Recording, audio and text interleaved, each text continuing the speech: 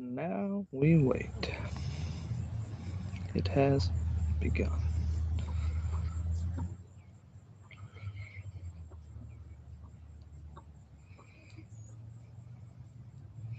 Says we got one viewer on. Reveal yourself.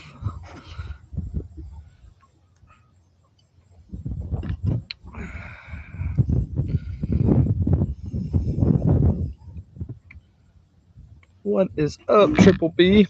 How you doing, man? Old Mike from Alabama.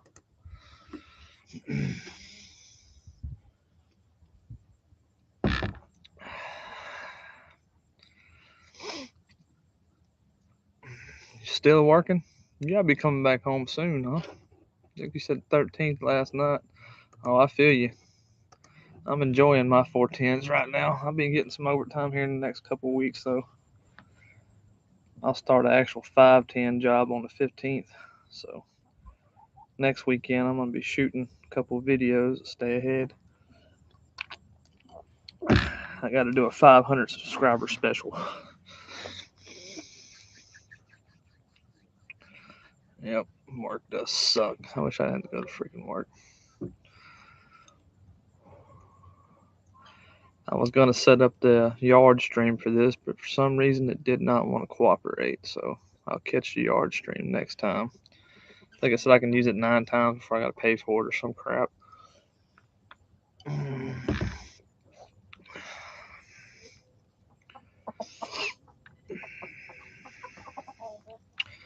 Look, there's my cock back there. Yeah, my chair's in the way now.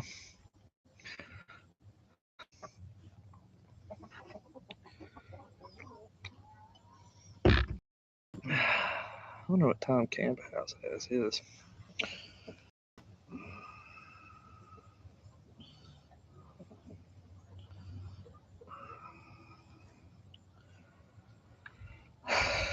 Yingling. Excuse me, I'm sorry. Yeah, I've been drinking Yingling. A buddy of mine turned me on to this, man, and it's a good beer. Nobody else around here at my house likes it, but I like it. But I like drinking kind of beers. It's not the light beer either.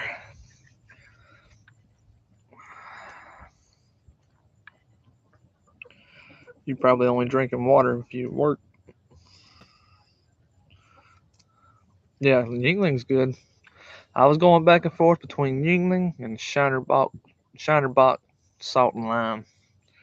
But I decided to go with the Yingling because it came in a 12-pack. That Shinerbach only come in bottles in a 6-pack. And I ain't no lightweight.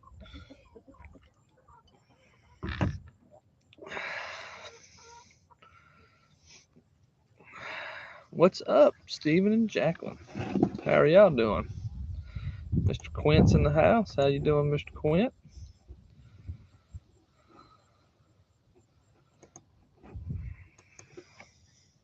What's everybody up to this evening? I didn't know for sure if I was going to go live or not.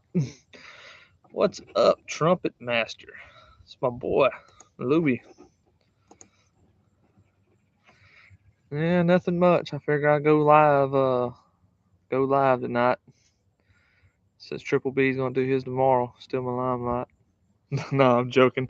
I'm gonna go live tonight because I got too much shit to do tomorrow. I ain't gonna have time to do it. Nope, it ain't Friday. I'm doing it Thursday this week. Then I'll go back to a Friday schedule next week when I actually have to start working on Fridays. Yeah, Yingling's good, Panchoco. Oh, Quint's got him a brisket. I bought a few briskets today. Me and a coworker went to HEB during lunch, and all the briskets sucked except for the Wagyu brisket. So he bought a Wagyu brisket, and I bought a Wagyu brisket. I'm gonna smoke them next weekend. Do a video on them.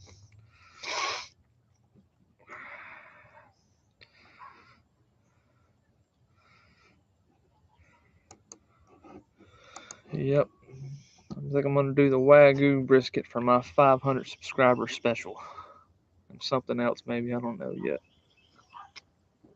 depending on how many people I can get at the house to eat barbecue that coming weekend, next weekend. I have a few videos to film.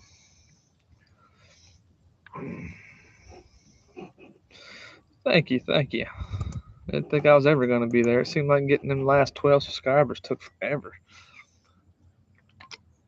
I got pretty dead gum close to it one day, and then I had 4 unsubscribed in one day. I was like, damn, man, I'll never get there. I finally did. I think my content was that damn bad. It needs work. Shit. Quint. Appreciate that, Mike.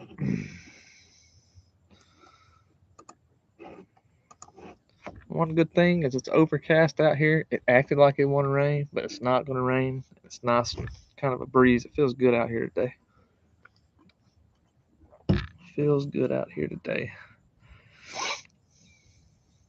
When you got your 500 subscribers, Triple B, Mike, how long did it take you to get your community page up and going?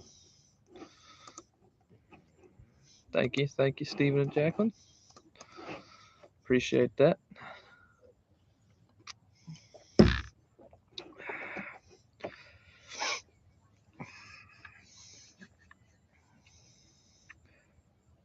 Hey, at least y'all got some damn rain.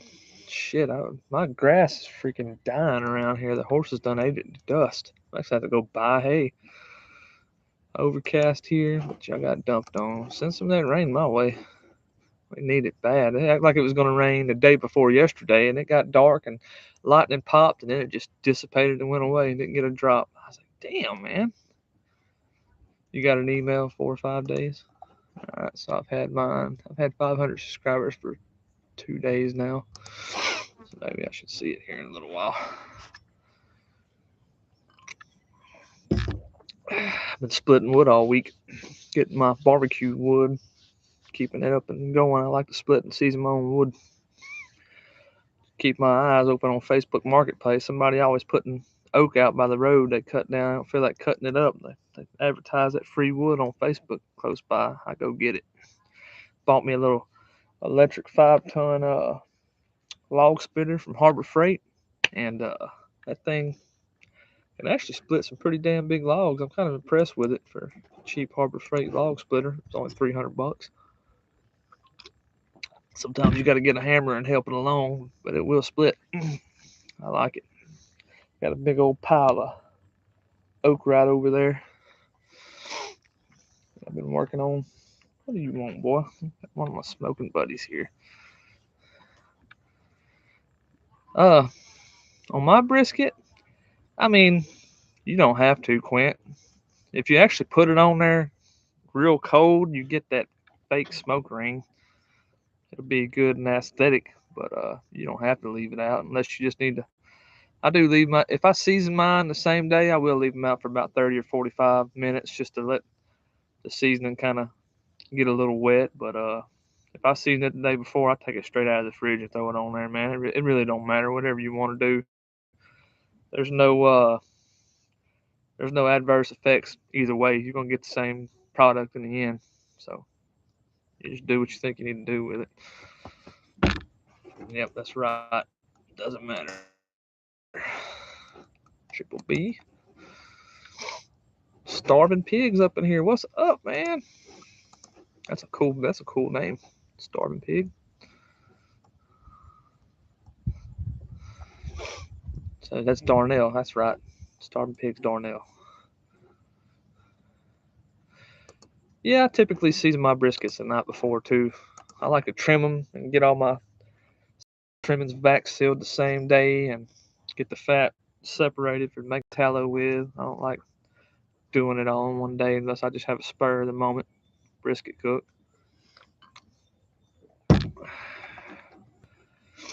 I've got 2 Wagyu briskets sitting in my refrigerator. With the trimmings, I'm gonna make some Wagyu beef sausage out of it.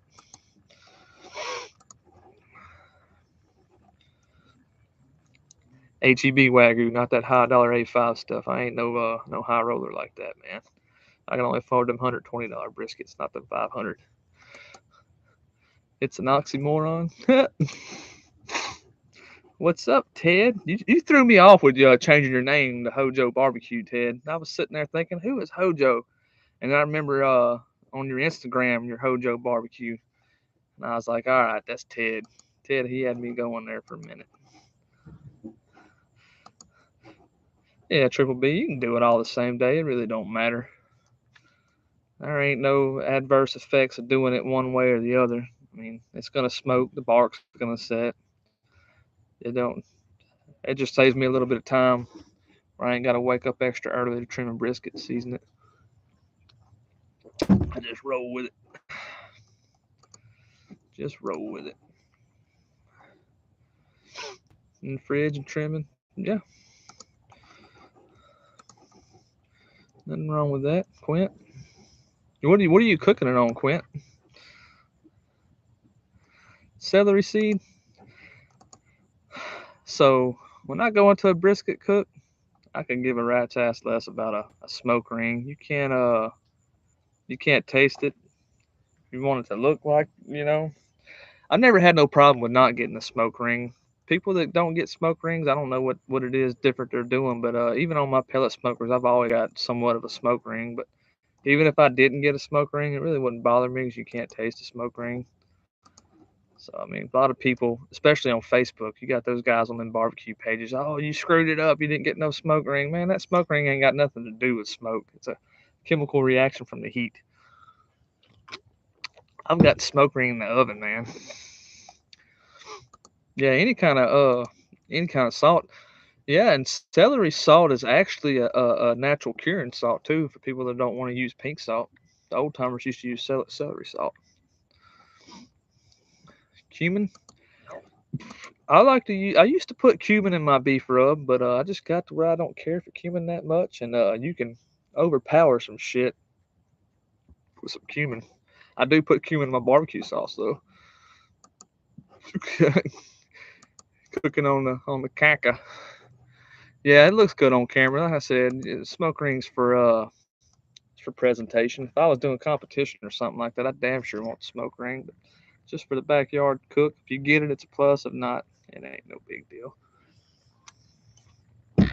One of the best briskets I ever smoked didn't have a dead smoke ring on it. Big in South Texas. Future Cook Panchucko. Yeah, 805 did the brisket on the caca. That's pretty cool. MacBook. I'm getting behind. Y'all are spitting the questions out today. I don't like cumin. To me, cumin's an acquired taste, but I like the little bit.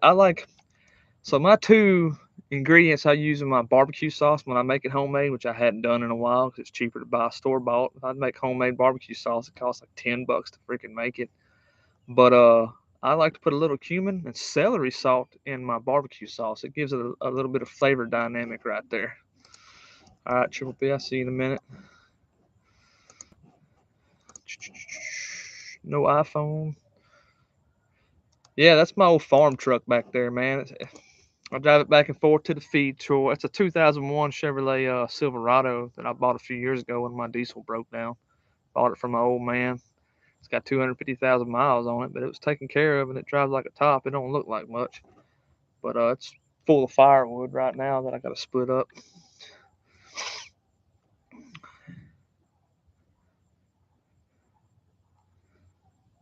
Yeah, that's right. You're exactly right.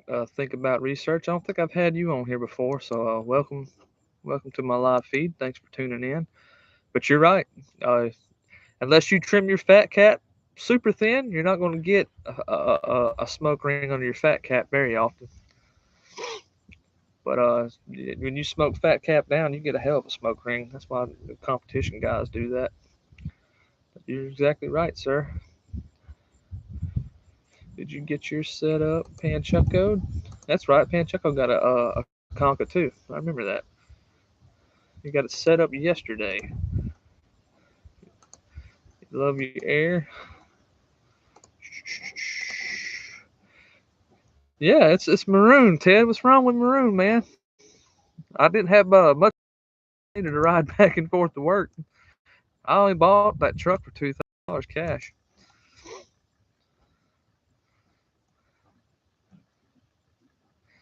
You've been sub for a while. Well, I appreciate that, man.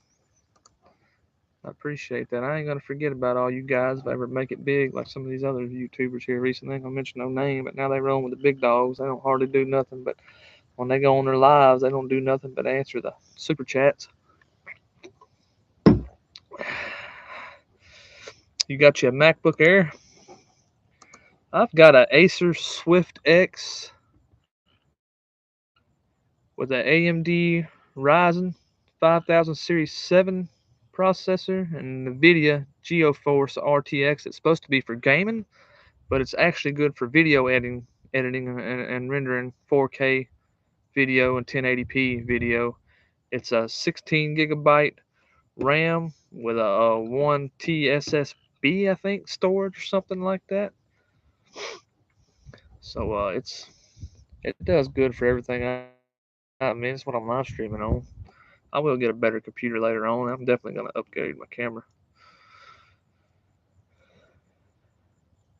Yeah, so I'm a big fan of these old Chevys, man. They're easy to work on and they're tough as hell, man.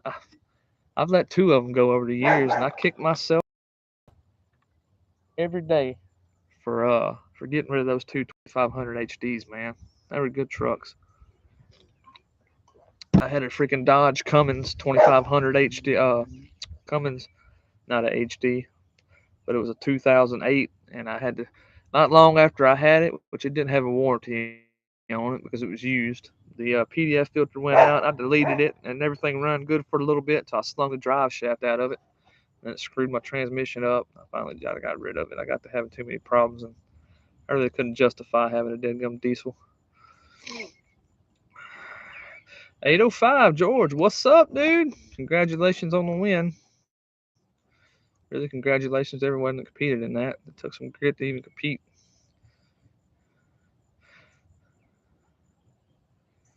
Yeah,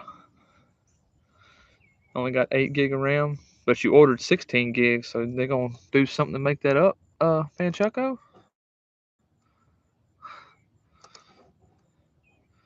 Cornell, Nelson, George. 805. Did you go over 1,000 subscribers yet, or was that Salt and Pepper that went over 1,000 the other day?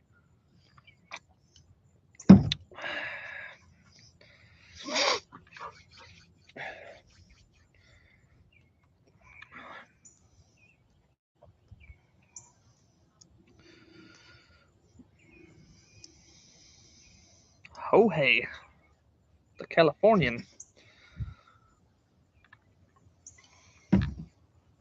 California.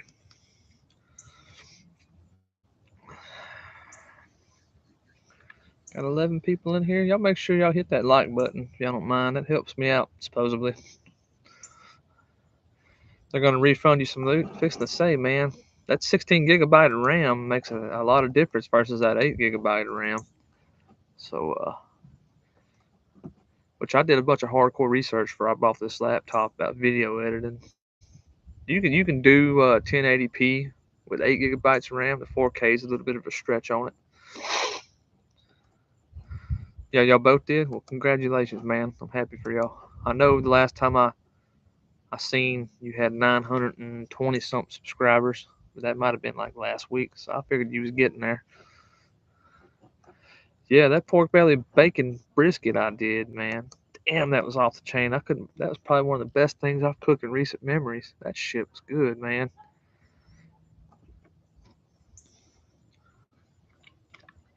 I was either planning on that to be a fail video or be something special, and it definitely turned out to be something special. That shit was good. Y'all need to try that for real. But the one thing I should have included in the video that I didn't, looking back on it, because I filmed that video a few weeks ago. If y'all do follow the recipe here, instead of just putting it in a Ziploc bag like I did my bacon belly burn in video, vacuum seal it, and it'll turn out a better product. Yep, congrats, George, on the 1,000 subscribers. That's a big milestone for us little guys. I've already done the beef belly, Ted. I just got to edit the video and upload it. I got 4 videos I'm juggling around right now, trying to think which one I'm going to do next. So I've got 3 videos that are smoked like a brisket. I don't want to release all 3 of them videos one right after the other and burn everybody out on smoking stuff like a brisket. So I've got a few other cooks I think I'm going to throw in between them. So that beef belly, it'll be coming up here in the next couple weeks, along with the pork brisket. And then I did a video on making homemade bacon too. Yeah, that pork belly was good, man. Matter of fact, I've got guys at work. We went to HEB at lunch and we bought brisket and pork bellies. They want me to do pork belly for them just like that. I'm gonna smoke it and back seal it to them and give it. Yeah, I did the vacuum seal for the Cumin panchucko. I experimented with that because I seen Chud do it in his video when he was making bacon. The difference between vacuum sealing it and just doing it in a Ziploc bag is the vacuum seal didn't come out as salty as the stuff in the regular Ziploc bag did. So if you're going to cure for bacon that you want to fry in a pan, it's better to do it in that Ziploc bag and flip it halfway through. But if you want to cure it to smoke it like a brisket, you need to vacuum seal it. Don't ask me how it works, just what I figured out in the process.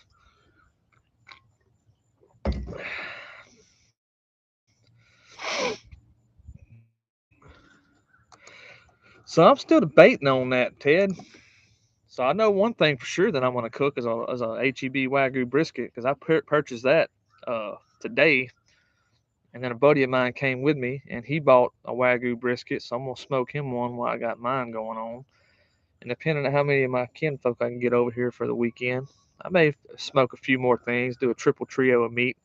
If my community page gets up before next Friday, I'll probably put a poll out and list a few options and let all y'all vote what you want to see to add to that Wagyu. I may do 2 meats, I may do 3 meats, man. I'm not sure.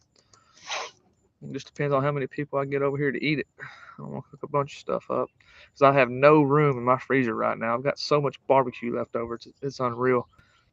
And I need to make me some boudin here. I've got brisket, leftover brisket vacuum sealed and pork belly vacuum sealed that's going to go into a boudin that I'm going to work on after my kids go back to school.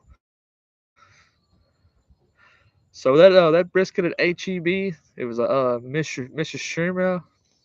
however you say that name word, Mississippi Reserve, and I want to say it was either $7.99 a pound or $8.99 a pound.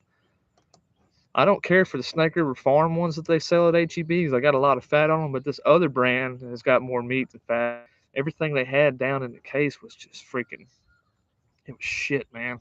Brisket selection here lately ain't been worth the hell, the damn, really. So I just went ahead and I spent the extra money and got a Wagyu. Those are easy to smoke. You can actually run them at a little bit higher temp and pull them off a little bit. Pull them off a little bit before and rest them overnight with way better success. Which I don't know. Smoking brisket to me, because it's just secondhand easy. I can take a cheap select grade brisket, smoke it up, make it taste badass. I don't never when I pick out briskets, I don't never put too much faith in whether it's select grade, prime grade, or all that. Your points on your briskets are always going to be good. They've always got enough fat. What you want to look for in a brisket is a flat that's got marbling in it. I've seen primes that don't have as much marble in the flat as choice, and then choices that didn't have much marble in the flat as a select did. But I like to pick the flat out that's got the most marbling in it. And what a lot of people don't realize is briskets are not graded, actually graded, for prime, choice, and select. It's actually the fifth and sixth bone ribeye cut between the fifth and sixth bone that is graded for the whole cow. So if they cut that out and it looks like prime, then the whole cow is designated prime. That don't necessarily mean that that's a prime grade brisket, if that makes sense to anybody. I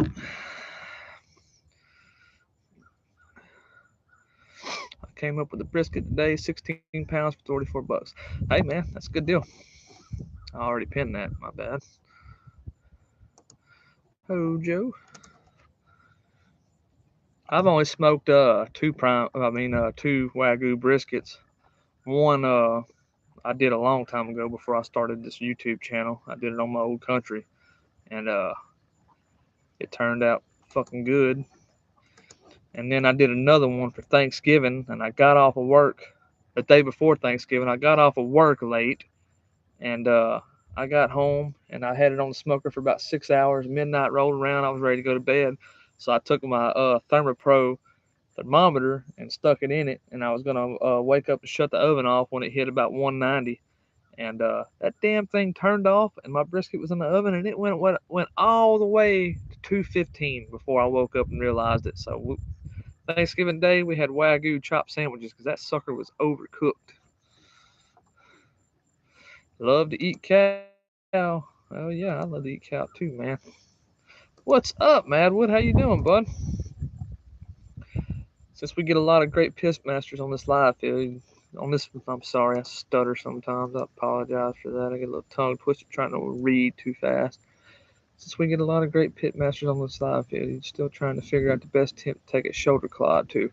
I am going to do a shoulder clod. I just got to find a shoulder clod.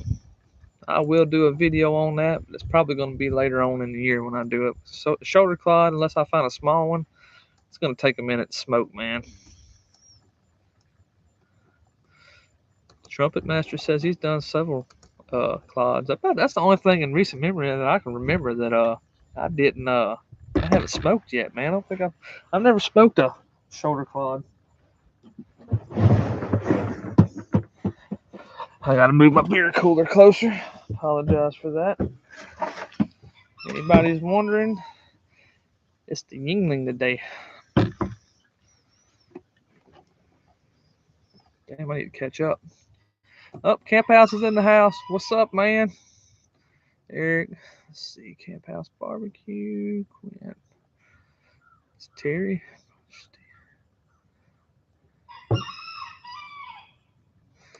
Yep, he's scouting. Shoulder clod's a big piece of meat, and if I ain't mistaken, if memory serves me right, shoulder clod has got 3 different muscles in it. Most everyone I've seen that's done a shoulder clod has smoked it like a brisket, either chopped it up or sliced it. So, I don't know.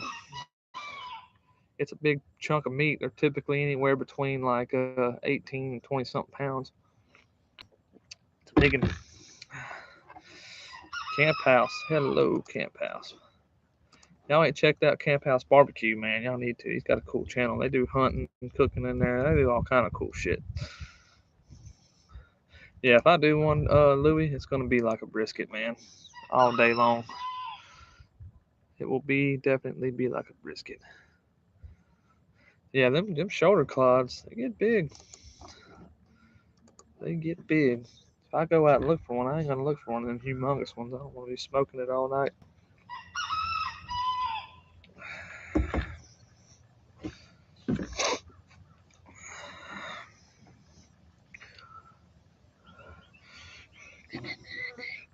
Y'all want to see my wood pile?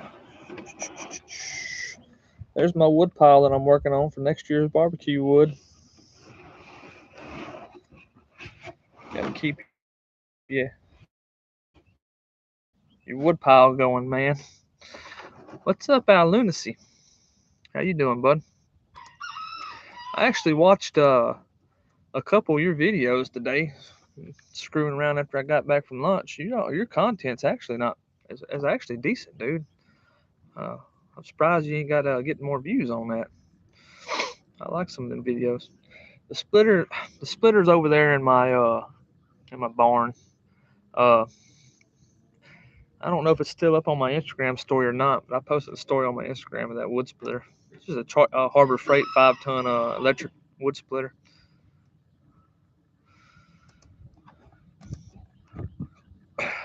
One thing that I can't stand, that I don't like, is kiln dried wood. I refuse to use kiln dried wood. I think it sucks. My opinion, that offends somebody, I apologize.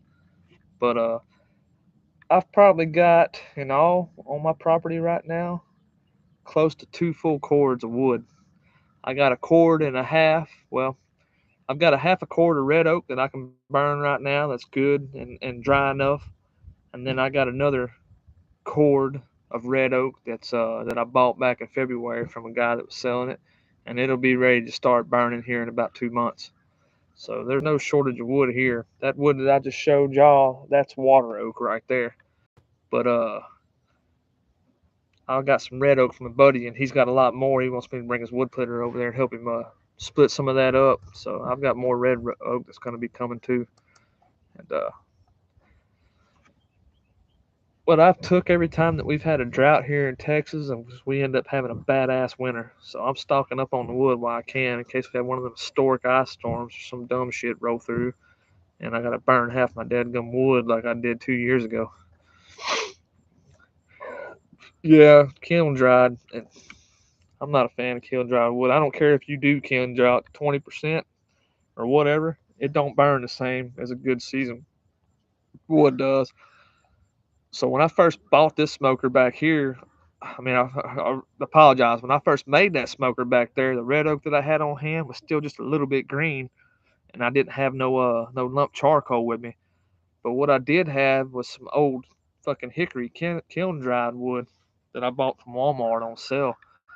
So I used that to burn a coal bed down. Man, I had hell getting that shit. It started with a damn propane torch. It sucked. 600 degrees. God damn, what's he cooking on there? 600 degrees. Holy shit, he's burning some meat on that.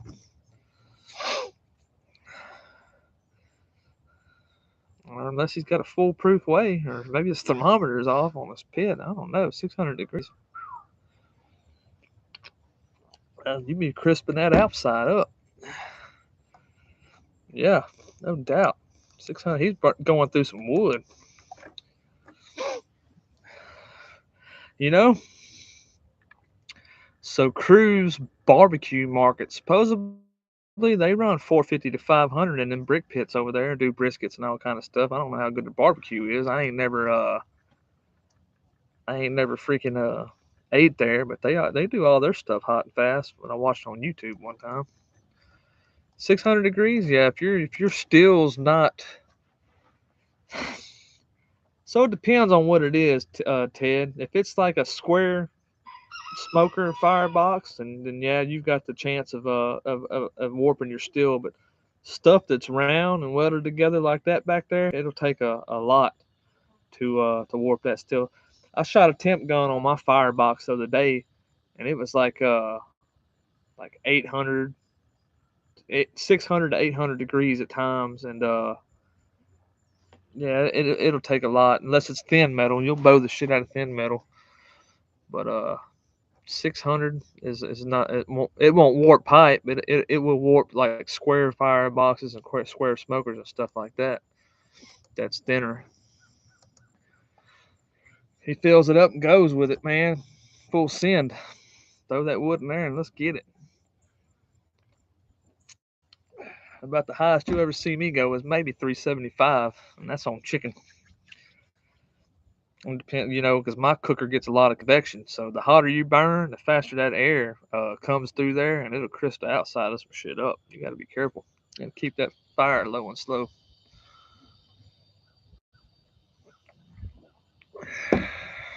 Low and slow. Damn flies are getting bad.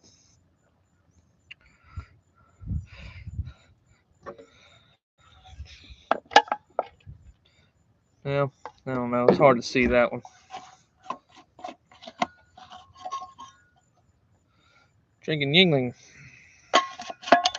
One of my new favorite beers I discovered here recently. It's good stuff. Good stuff.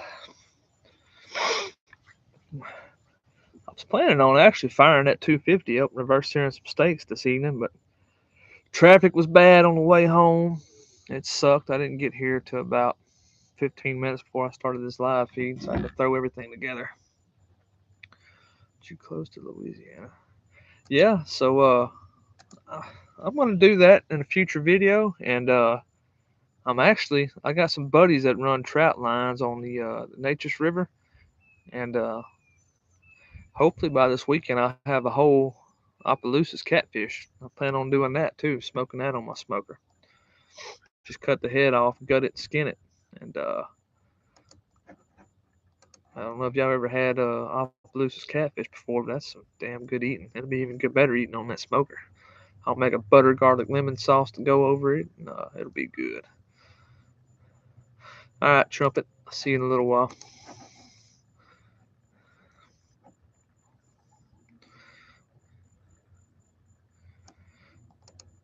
So I did a little research on Yuling, and that is the oldest American-made beer, supposedly. Little fun fact of the day.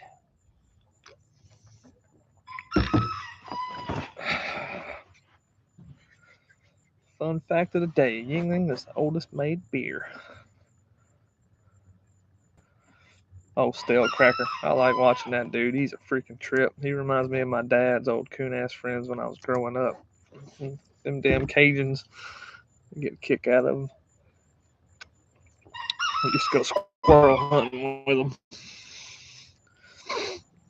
They lived over in Jennings, Louisiana.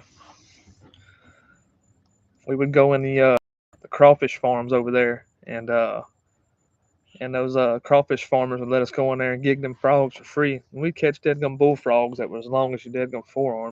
Never forget that stuff. It was awesome. Oh, Mike's back. I'm back. Original craft.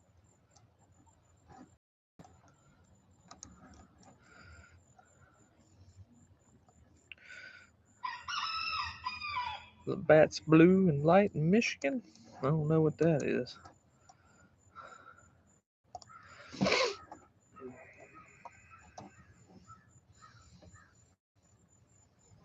You're from Michigan, Panchucko? I thought you was from Texas.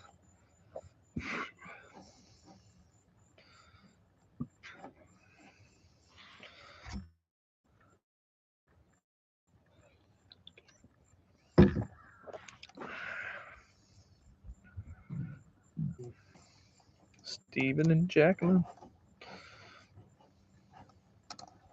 I wonder if Camp House is still gonna do his live tonight. You still on here, Camp House? Cut in on your live feed.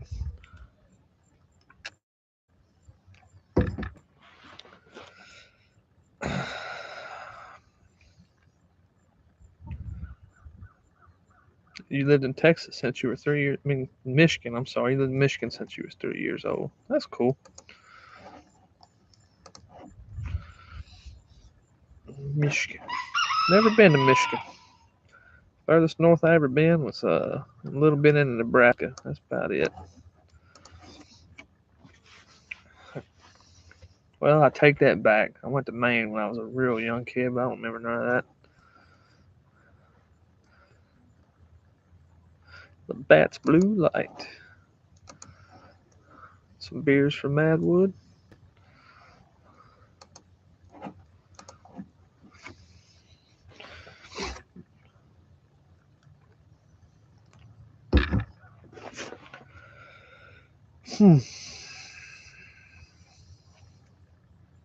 My last weekend off the pit. I'm gonna get back to filming. Been nice not being at that pit for the last 4 weeks. Which I have cooked on it since then. I actually did some ribs the other day. I posted that picture on Instagram. That's some good ribs.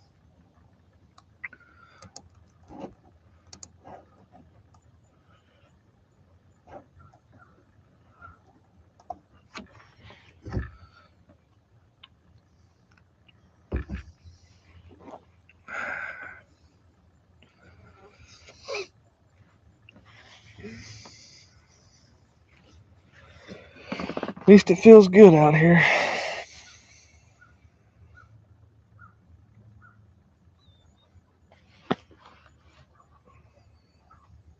Yeah, no doubt. I've never been much on pumpkin beer, man. Just I got a sister that likes to drink them off the wall craft beers, like coffee flavored beers and all that stuff. Man, that shit's nasty. Ugh. Drink beer for what? If I go outside the box on beers, I'll drink some of that Angry Orchard apple beer. That's about it. Clayton, I sold my old country Brazos here a while back because I never used it. It was just sitting in the barn collecting dust, and I hated seeing it go to waste. It was a lot of work for me to run that old country, man. 'Cause I'd take my 16-inch splits, split them down 4 ways, and put them in that. It was just a pain in the ass. It's way easier to use that 250. But I did sell that old country to a buddy of mine. If he ever gets rid of it, he said he'll sell it back to me. So, but heck, I did so many mods on that thing, it was running like a dead gum champ. Yeah, I've got one of them, Mike. I got one in the house. I'll never put it up. I tell you what, I've been having to do though is take a damp rag and put it on my camera when I'm out here filming. It gets so hot during the day, the camera get too hot, shut off, man. I was like, damn, right in the middle of shooting a video, my camera gets too hot, shuts off.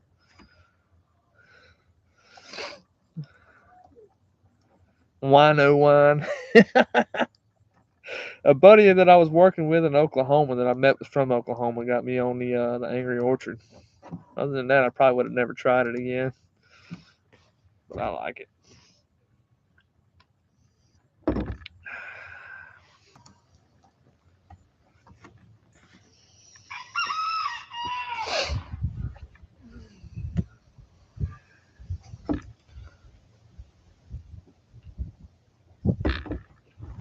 They got a football game on today? Huh. Who's That must be the Hall of Fame game, huh? Yeah. I ain't been keeping up with none of that. The only thing I keep up really is college football. I've grown further and further away from the NFL. My team don't ever fucking go to the playoffs hardly no more. When they do, they suck, so I don't watch it as much. Jaguars and the Raiders.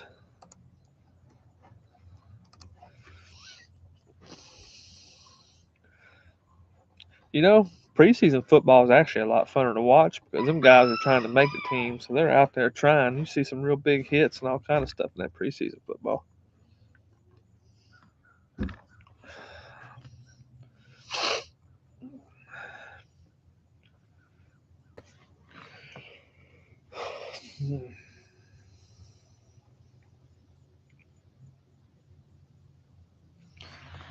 Your Yukon up for sale? Yeah, I need a Yukon. Madwood Barbecue's got a Yukon. Salith. I said that right. I apologize. But what's up, man? Representing from Dallas, Texas. Puff Puff Pass. Smoking him a doobie.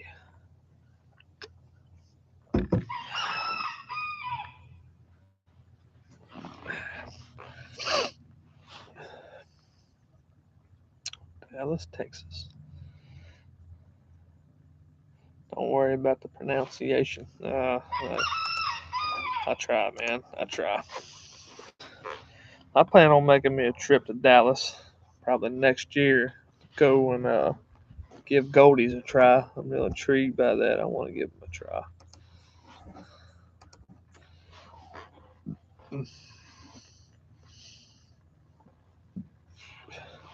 No, that ain't my rooster. That's that. Well, yeah, that rooster's crowing back there, but I don't know if y'all can hear it or not. My dad's dogs are having altercation with the neighbor dogs over there. They over there talking crap, acting like they want to fight, but they ain't gonna do shit. Hey, I legitly, I do want to go try Goldies, man. I want to see, I want to see how my backyard barbecue stacks up to the number one restaurant. See if I'm doing it right, or maybe I've been doing it all wrong, man. Gauge where I'm at. I'll definitely holler at some of y'all when I go to Dallas, man. I ain't been to Dallas since 2016. Last time I was in Dallas, I was passing through, coming back from a job in Kansas.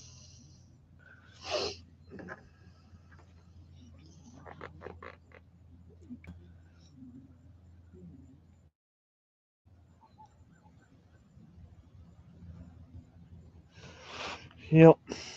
I want to see what it's all about. I'm in Southeast Texas, Al, in Lakewood, Texas, right on the Louisiana-Texas border.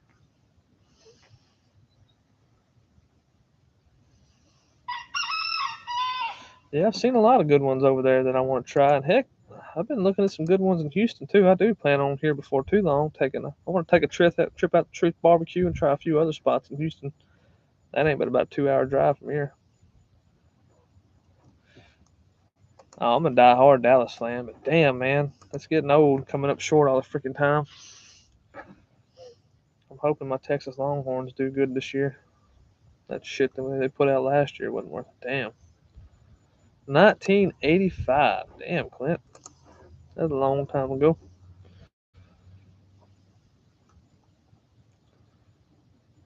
Yeah, I don't go too much to the casinos. I go every now and again.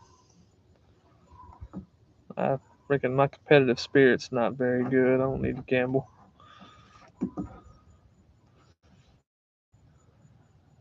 Five years ago. Last time you went through Dallas, 5 years ago.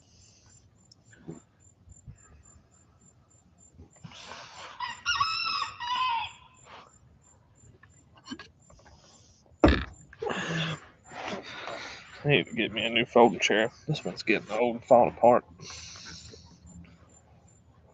I got a real professional setup out here. I got a plastic table that I cut all my meat on, a folding chair, a laptop, and a Walmart webcam.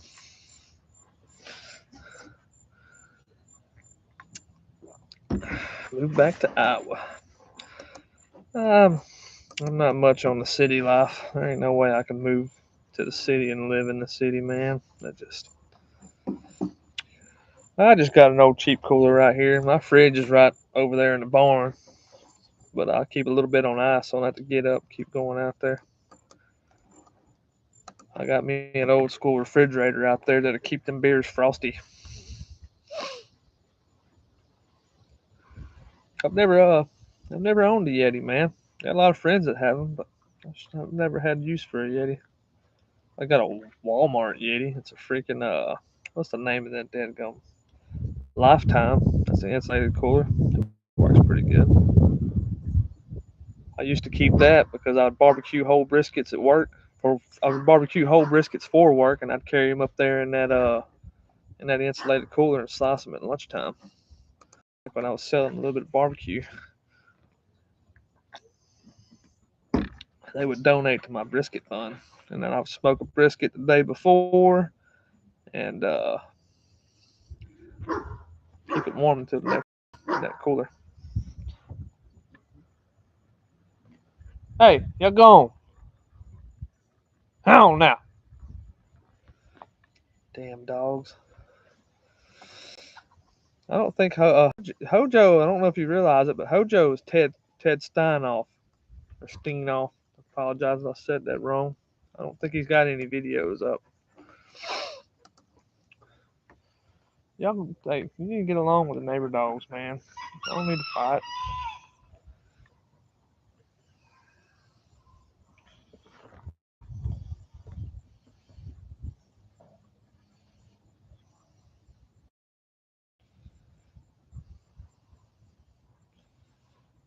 Yeah, I don't think unless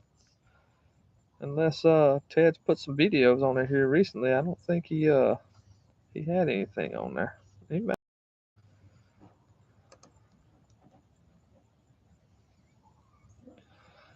got Lance in the house. He put out a pretty good breakfast sausage video. I actually got time to had a little time to watch that today. I'm gonna look good, man. I've never made breakfast sausage. I just make regular sausage.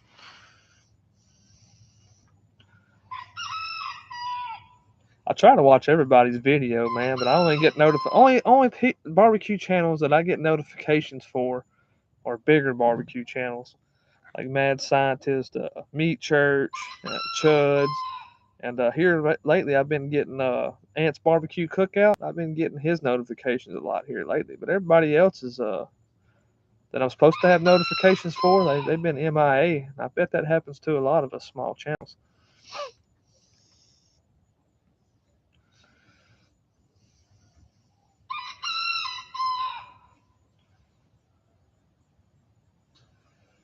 Yeah.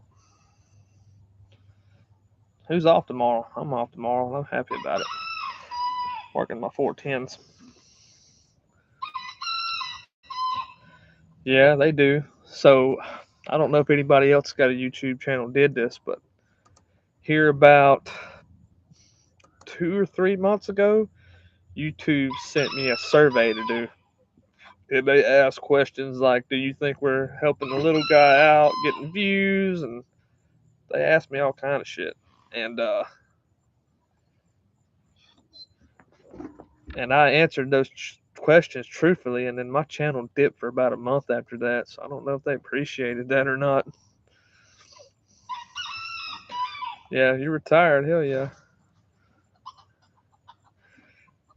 Yeah, I can see that. There's time. I'm gonna tell you right now, filming barbecue videos and managing a stick burner fire is a pain in the ass, man. All day, every day.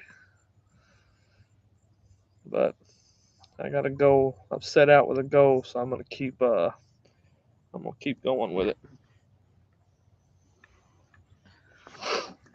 My goal is to get me 1,000 subscribers. Get me 1,000 subscribers before February. That was my goal. That's when I started making good YouTube videos, not on my phone. Full physical tomorrow. Full physical? Getting violated? Oh shit.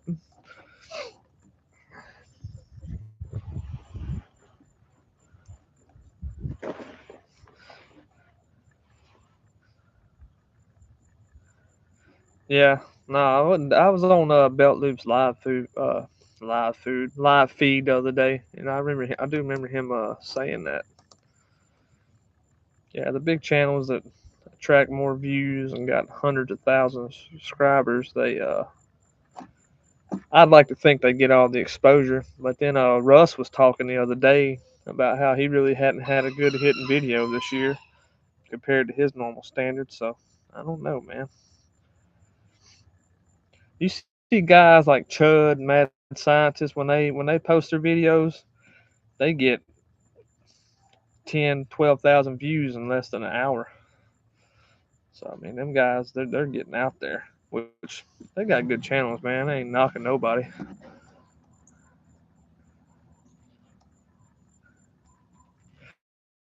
Oh, I know who was at Goldie's last weekend. I watched them videos. That was Chud. That was Mad Scientist. Daniel Vaughn was there. Daniel Vaughn's not a YouTube channel, but I don't have no problem with all them guys. I enjoy watching them. They're cool as fuck.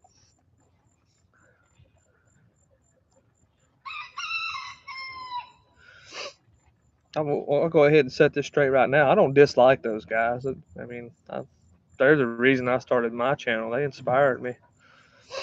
So I mean, you can say what you want about them, man. It's not gonna offend me. Yeah, so I've noticed a few pages that I used to be subscribed to. I recently got unsubscribed for, and I was like, man, what the hell is all that about? That's freaking YouTube. If you don't go for so long and watch videos on the channels you're subscribed to, YouTube will automatically unsubscribe you.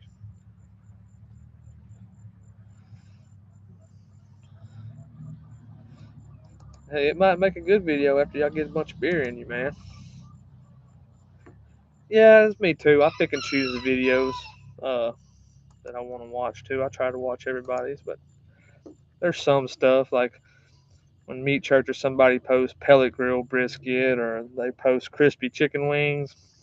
Man, I'm not watching that. That's kind of like repeat stuff, man. Uh, Pellet grills are what's hitting right now. A lot of people getting into the pellet grill game, which I've got two of them. I may take my one I've been bragging about for so long, get that sucker fixed up, get it cleaned up. I may do a sausage video on it, smoke some sausage on that big old thing. Oh, Trumpet sent me a photo. What's he got over here?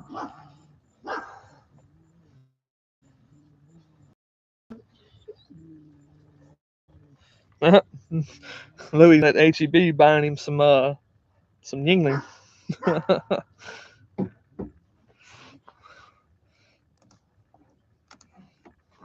Yeah, we'll come eat your barbecue.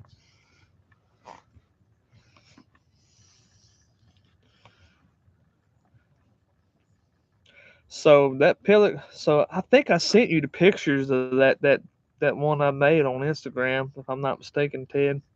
I sent you that. So that Rectech controller, as lowest setting is 180, and you can offset that by 30 degrees. So it'll run at 150 at its lowest temp. So that's how I'm able to smoke cold smoked sausage on that thing. So I can offset that temp and get it down that low.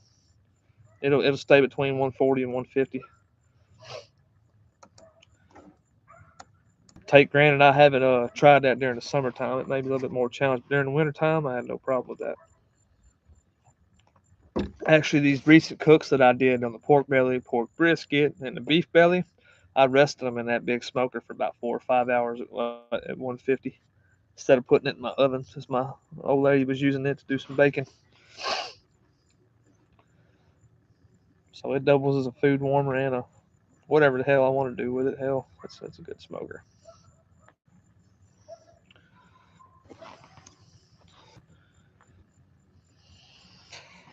No, but that is definitely something that's on my list to do, Ted. Uh, Actually, Chud's got a salmon cure recipe that I wrote down here a while back that I was wanting to try.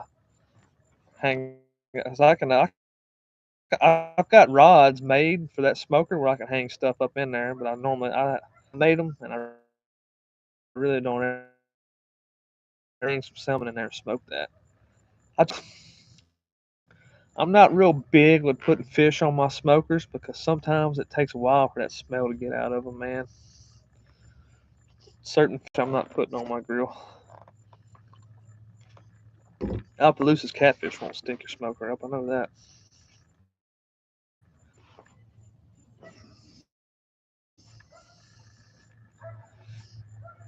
Cold smoking salmon, definitely on my to do. Man, I've got so much stuff I want to do, but just gotta have the time to do all the videos. Having a YouTube channel and trying to do a live a week, and I'm trying to do one video a week, one short a week, and one live a week when I can. So I've been pretty consistent with my videos as of late, and sometimes this turns into a second job. Yeah, blackened catfish is good, but smoked catfish is good too. I like to put that catfish on there and let it smoke until it hits an internal temp of about 125 on my big catfish, and then I'll start brushing it down with a lemon garlic butter, uh, kind of like a baste, and put that on there. I'll crank the heat up on my smoker and crisp the top of it because that's how that smoker works. The heat comes from the top, and it's a damn good eating. But blackened catfish is one of my go tos too. As of right now, it's Thursday because ideally I went with the idea of wanting to go live on Fridays, but here recently I've been busy on Fridays, and I'm fixing to have to start working on Fridays, and I'll be off Saturday and Sunday. So next week I'll go back to doing my live on Fridays. I'm just doing them today because I've got too much to do tomorrow. I've got to do some running around. Me and my son are gonna go do some stuff, and I won't be home till a little bit later. And I've got a farrier showing up here tomorrow, trim my horse's feet too. So I'll be taking care of that right about the time I should be going live. On the catfish, just Cajun seasoning is what I normally put on it. I put a little bit of Cajun seasoning and a little bit of blackened seasoning. I mix it up.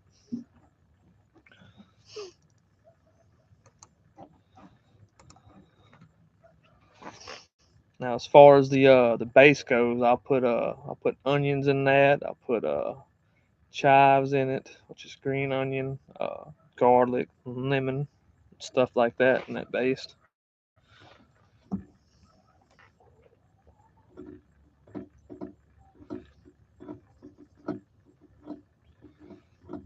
Gonna ride this motorcycle.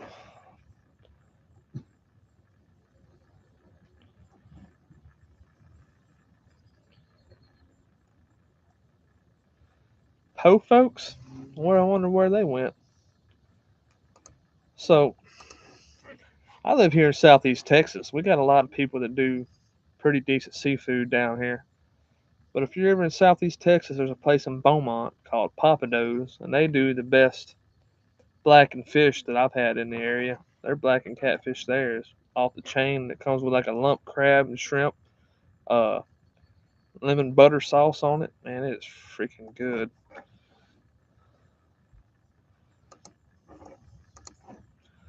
And then hell, I'm right there in Louisiana. I can go to Louisiana, and there's a couple of good places over in Louisiana too. They do. Seafood's not hard to find around here. Seafood and then fish, grilled fish, black and catfish. It's easy to find. Missing all that good weather. If I ain't mistaken, I think the Windy City Smokeout in Chicago. That might be why I seen all them big YouTubers posting shorts and stuff from in Chicago. I think the Windy City Smokeout may be this weekend or this week.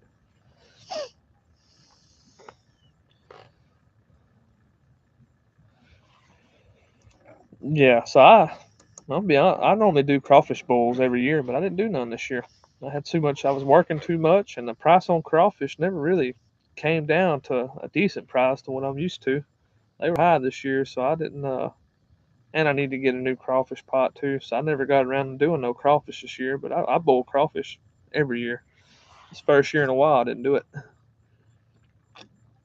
I love boiling crawfish. I'll throw all kind of stuff in that crawfish bowl. I'll put whole chickens in there, Brussels sprouts, cabbage, anything you can think of. I put it in a crawfish bowl. I do definitely plan on doing a video on crawfish bowl though. Most definitely. Po folks. Look that up on Google Maps right quick. Po folks, po folks, po folks.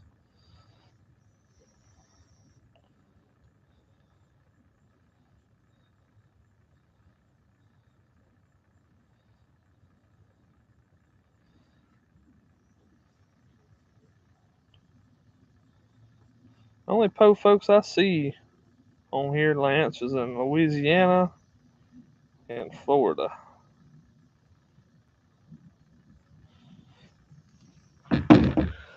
Prices were outrageous last week.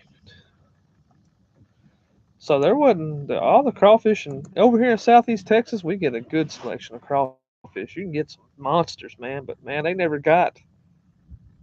I don't think live crawfish ever got under about 280 a pound this year. Normally, when it got down to like 190, $2 a pound is when I always jump on them. But they stayed high this year, probably because the economy sucked or inflation sucked.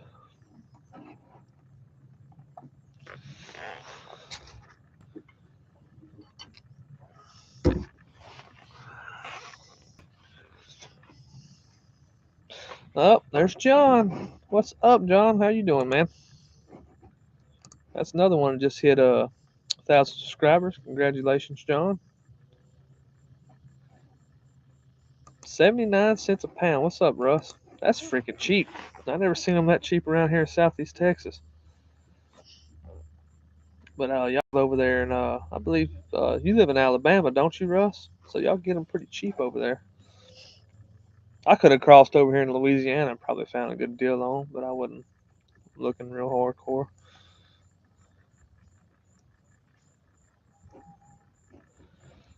Yeah. Yeah, I've only seen two po folks, and that was in Louisiana and Mississippi. That's right, you live in Mississippi. Y'all don't have no shortage of crawfish farms over there. Yeah, what's up, Steve?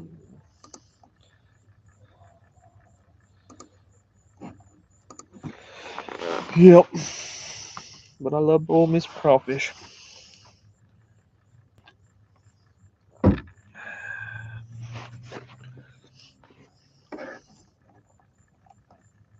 And I wish I could have got the deadgum yard stream working. I don't know what the hell was wrong with it. It didn't want to run. Spent jacking with it for about 10-15 minutes. I ran it my last live feed. Didn't have no problems with it.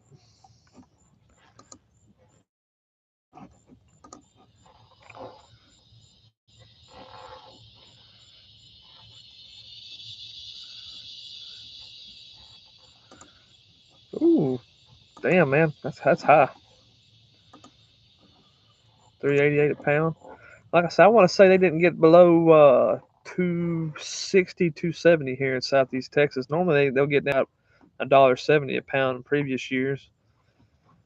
And then there's a guy that hooks me up all the time in Bridge City, Texas. He runs a place called the Crawfish Hole. He's normally got the cheapest crawfish around, and then he also does boiled and live, and does boiled crawfish, sells boiled crawfish, and he'd have a weekend where he ordered too much crawfish, and I'd hit him up, and he would sell me crawfish for a decent price. Yep, you damn right. Invite all your buddies over and play washers and whatever, horseshoes, and get drunk and boil crawfish. Got a text about doing a community cook. You gonna film it?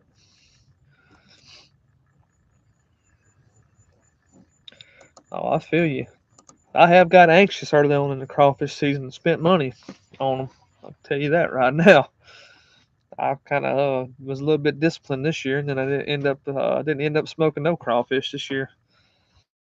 I ended up doing more barbecue YouTube videos.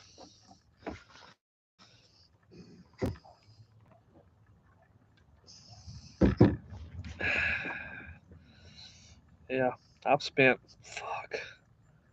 I think the most I ever spent on a crawfish bowl. Make sure the old lady around here listening. It's probably about 400 freaking bucks.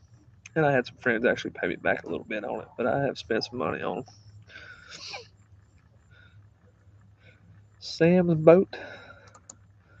Yeah, there's a lot of good places over in Houston. Houston's just a skip and a hop away from me. I can drive 2 hours and be in Houston.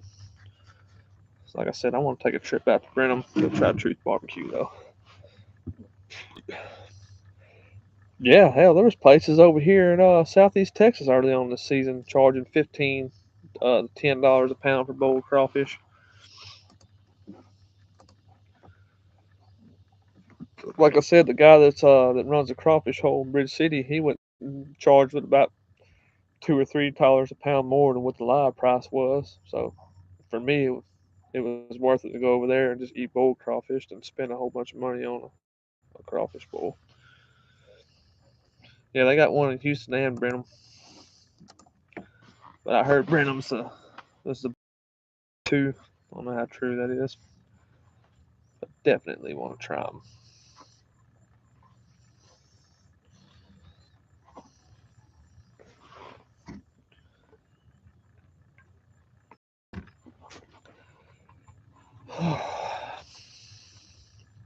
No, I haven't been to Snows.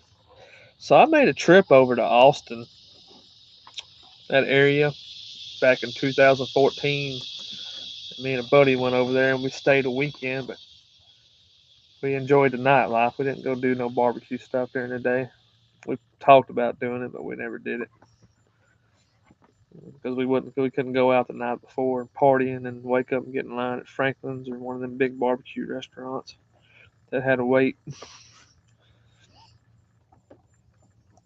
But yeah, I don't know.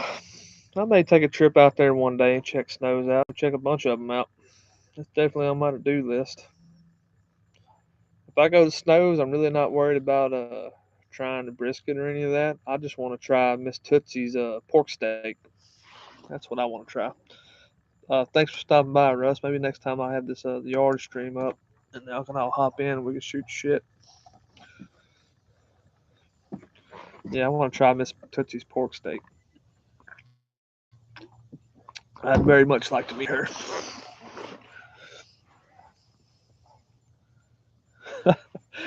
Yeah, I could have done that, but by the time we got ready to catch a cab or an Uber back to the room, that was probably around 3 or 4 o'clock, and we needed to go catch some sleep. Had a good time in Austin, though. I will say that Sixth Street's wild. It's very wild.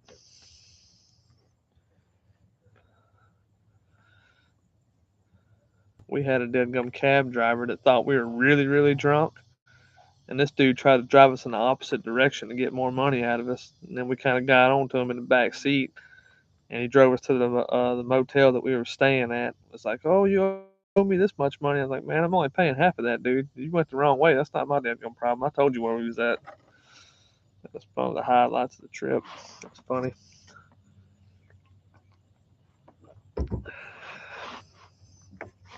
It was funny.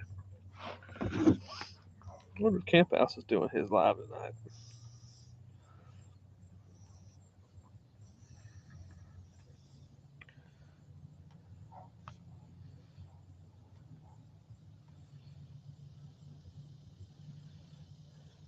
I've been seeing a lot of people here lately on YouTube posting about sous viding and then smoking their ribs.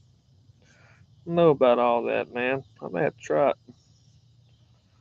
May have to try that. I've never done no sous vide before.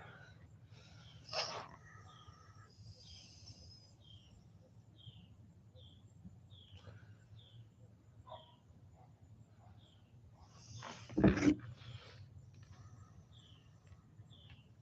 it.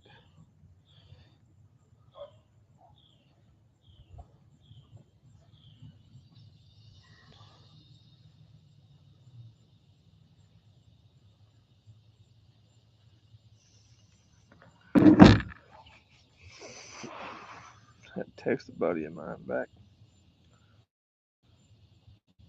Oh yeah. So I actually have already done that. I just didn't film it, but I got a DiGiorno deep dish pizza from Walmart here about a month ago, and I cranked that smoker up. I was at the end of filming a video, as a matter of fact, and I threw that pizza on there for a snack, and I had it go freaking almost to 500 degrees when I threw that pizza on there, and it was good. So I've got a homemade cast iron deep dish pizza recipe from somebody else on YouTube, and I've got it saved in my videos. I don't remember who it was, but it's definitely a recipe I want to try out and do a smoked pizza on. That's one of the many cooks on my to-do list for sure.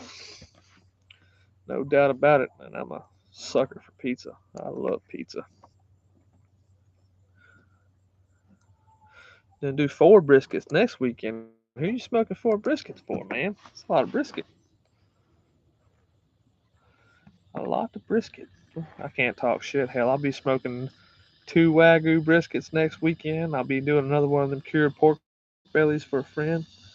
And then whatever else they want me to smoke. I'll let my buddies know that I'm smoking for the weekend. They'll either bring me meat or I'll go buy meat for them and they'll pay me back. And what y'all don't see on all my videos when I film videos is I've actually got way more on there than what I'm just filming. I do each individual meat by themselves, but I normally got a pretty good amount of stuff on that. I did a cook on it last weekend, and I had that thing. I had it filled up about halfway full of chicken thighs, and I did 2 racks of ribs on it. Yeah, that's a good question, Ted. What kind of smoker you doing all that on, man?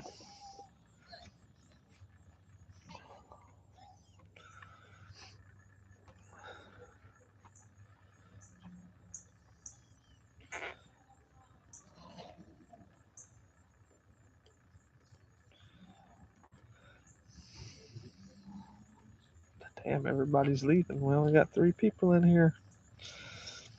It must not be very entertaining.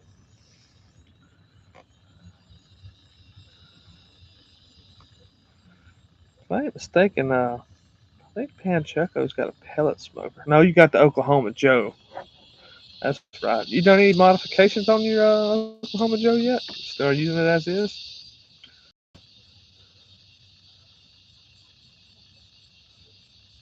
Yeah, I am gonna do that. I'm gonna build that 500 stuff. Like I said, I look at Facebook Marketplace every day, and on the way home from work, I'll be looking in yards, seeing if anybody's got a 500 gallon. I can get 150s and 250s down here all day long, but I want me a 500. No mods. That's right. You run that with a fan. No, I'm gonna keep the 250. That 250 is my backyard smoker. What I plan on doing with that 500 gallon is building it on a trailer and kind of venture off into doing a little catering here and there, or pull it to a buddy's house and cook some stuff up, or pull it up to the church and do benefits and stuff like that. That's what I plan on doing with that 500 gallon. And after I build that 500 gallon and I like it, which I'm sure I will, I'm gonna build it the way I want it. I will then start keeping my eye out for 1,000 gallon, and I'll do a 1,000 gallon trailer build after that. I just gotta. I'm slowly but surely saving the funds up for that 500 gallon build. I'm hoping steel will go down later on this year where it won't cost me as much. That's why I ain't jumped the gun and started buying a bunch of stuff yet, because steel prices are through the roof right now. It ain't worth buying all that stuff and stacking it up.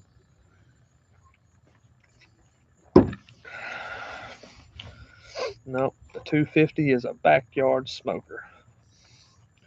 Freaking Ant's Barbecue Cookout posted a video on there about how the 250 is his ultimate backyard smoker. And I'm like, yeah, man, I've been using that 250 for a while. The thing about using that 250 for your backyard smoker is you don't have to break your damn wood down. You can stick whole logs on that thing and just roll with it. On that 500 gallon, so the OD on a 500 gallon is 37 inches. I will go with a 30-inch piece of pipe, probably make it about 44, 46 inches long, somewheres in there. That'd be plenty big enough. So people, it's good to have a firebox that's big, but you don't want to put a firebox. So the length on a 500 gallon, I think, is 13 foot 7 inches long, if I'm not mistaken. Could be wrong, but ideally, 1/3 is probably the minimum that you'd want to go on that. But I like to go a little bit bigger than that. Have room on my fire management where I can scoot the fire up back. So that firebox right there is 42 inches long. So I'll probably go with like a 46 or 44-inch firebox on that. That'll give you plenty of room. Close to 4 foot.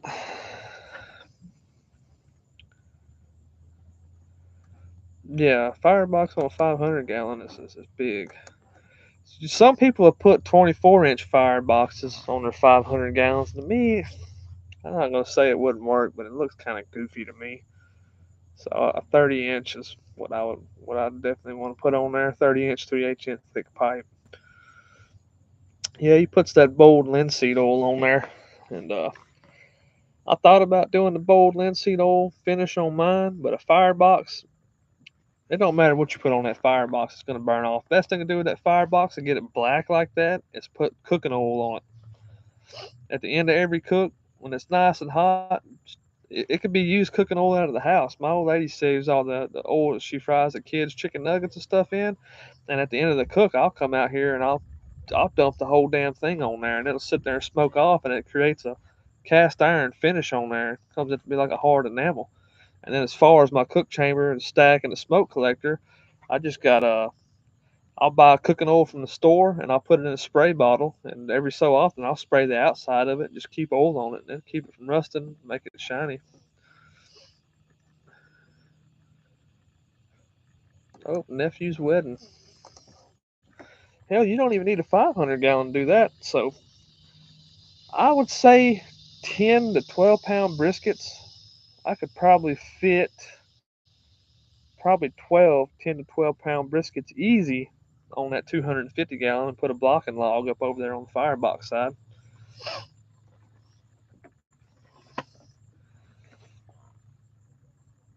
I used to freaking think it was pretty cool to go to the store and buy a 20-pound or 22-pound brisket and then trim it down to 15 or 16 pound to cook it. But over time, I've realized the sweet spot for me on briskets about 10 to 12 pounds pre-cooked. You don't spend all day at the smoker; they cook quicker, and to me, it yields a little bit better of a product. Yeah, that Oklahoma, that was the thing with my old country. So after I did all those mods to the old country, and I couldn't, that's all you can do on the old countries, two briskets and a little bit more. But after that's what inspired me to build a 250 gallon. I got burned out on the old country real quick in its size, and I really got tired of splitting the damn wood down for it all the time. It's a pain in the butt too. So so I actually go a little bit bigger than that, Ted. I look anywhere from a 15 to 18 pounder And it depends on the brisket. I take a real hard look at them. If they got a lot of fat on them, or they're really screwed up brisket, or all there is in the case is screwed up briskets, then I'll take a 20-pound brisket and I'll trim it down to 10 or 12 pounds. And I don't sweat the waste because I take my trimmings and vacuum seal them, make a sausage out of them. Excess fat, I make tallow out of. So when I go to the store and I'm really not seeing what I like, I'll just buy one big ass select brisket that's about 18 to 20 pounds, and I'll trim a shitload off of it and make it a 10 to 12 pound brisket.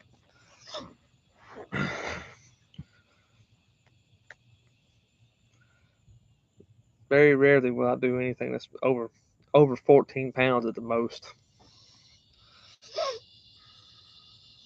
It takes too damn long to smoke. I like to do my smokes in about 10 to 12 hours. That's all I want to be out here at my smoker for. If I got to be out here longer than that, that sucks. As soon as these kids go back to school, I'm gonna make some sausage. I got so much brisket trim froze up right now, and I got a pork butt that I bought on sale at HEB for 99 cents a pound, and I got it in the freezer. I got to make some room. So I'm definitely gonna be making some sausage, but I got to do it in the house, and you got a bunch of kids inside. It's hard to keep them quiet. So my next sausage that I'm gonna do, I'm debating on how I'm gonna do it. I think I'm gonna do half of them in a Texas hot gut sausage, and do jalapeno and pepper jack cheese in the other half. I'll be doing a video on them, and it'll be brisket trimmings from Wagyu briskets. It'll be trimmings from prime briskets, choice briskets, and pork butt. And I'm gonna do a probably like a 70-30. That's about what I'll probably have. It's a 70-30 ratio of beef to pork. Depending on how many pounds it is, I may buy another pork butt and throw that in there.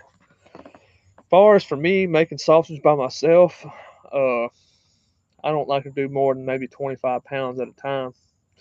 Anything more than that, man, that's freaking work. I did 75 pounds of pork sausage here a while back before I was filming my YouTube, and I was still learning how to make sausage. And doing 75 pounds of sausage by yourself, grinding it, stuffing it, manual, uh, man, that was a damn job in itself, man. Holy crap, I'll never take on that much again without help.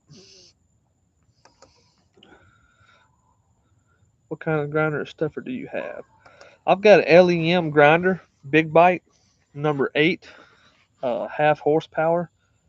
The stainless steel one, I think it's on Amazon for $3.49 now. That ain't what I paid for it. I got it on sale for like $2.80 something. But that thing is a beast. It will grind. If you're gonna buy a grinder, get a grinder that can handle grinding ice. Because when you get that little bit of meat stopped up in the end of it, you want to push that last bit of meat out. Throw you a few cubes of ice in there, and it'll push that meat out. Uh, LEM grinder number 8. Uh, I don't know. I think in my sausage making video, I may have put that in the link. I don't remember if I did or not. So you can go back to that and reference it. And then I bought a 20-pound Haka stuffer, and I wasted my money on that. Not that it don't work, but when you use it, it's a small amount of meat. It's a pain in the ass to clean that deadgum thing out. I always mix. I mix by hand now. I don't use that mixer. If I had a bigger mixer and it was like one of them nice meat ones with a tip and tub on it, I would probably use that. But for most part, I do that by my hand and by hand. And then I've got a Haka 7-pound sausage stuffer, and while it was fitting my needs and it was good then, I really wish I would have bought the 15 or the 25-pound stuffer, because when I'm doing a bigger batch of sausage, you can only put 6 pounds in there at a time. You can't put the full 7 pounds in there. So constantly reloading it, cranking it, and I'm gonna buy some more stuff next year, upgrade, get some bigger things going on my sausage making to make less work on my end. But yeah, the Hogga sausage stuffers are damn good. The LEM meat grinders, big bite stainless ones, are dead gum good. Excuse me. And as far as a mixer goes, if you do get one, get a mixer that hooks up to to the LEM or whatever it is brand that you buy. That way you don't have to sit there and hand crank it, and make sure it's easy to clean out.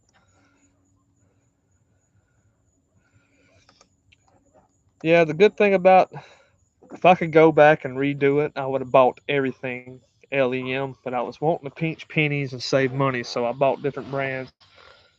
But if you buy that LEM number 8, you can buy the 25-pound mixer or the 50-pound mixer that comes with it, and it will attach to the LEM grinder and do the mixing for you. And then, stuffer, I don't think that much less matters. But if I buy another stuffer, it's going to be an electric stuffer. That way I have my hands free.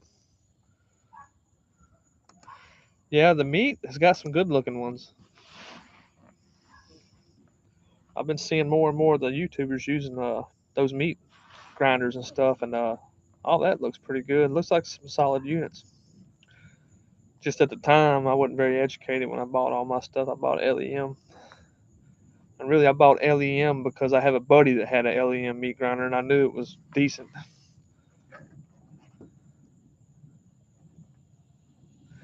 Yeah, taking the internals out of that mixer, it's got a gearbox on the inside of it, and that meat finds its way up between your that gasket in there, and it gets into the gears, and you got to take those gears apart and clean it. It's just a big pain in the ass, man. I don't mind mixing my stuff by hand. Your hands will go numb a little bit, but I found using the cotton liners and your gloves, like you do for your heat, you can do that also when you're mixing, and it'll help your hands out a little bit. Yeah, my happy spot on sausage, I like doing about 30 pounds at a time. That's not too much work for me on my end. Yep, you're damn right on that. Sausage is freaking work, man. It is work. That's why I try to do all my sausage outside on this deadgum white table right here. That way I just rinse it off with a water hose, soap when I'm done. But if it's hot outside, you can't do that sausage when it's hot outside. Or you can, you just got to be in a hurry to do it. But it kind of sucks. Sausage will give you a workout, especially when you got a bunch of manual material. I got big stainless steel trays when I do it inside. I keep all my mess contained on them trays. Like the old lady don't be getting mad at me, man.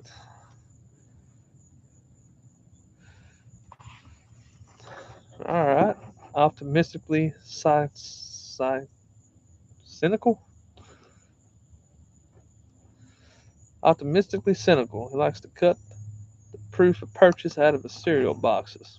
Hey, man. You do you, dude. So you can prove it to the Harriers. Well, what kind of cereal you eating, man?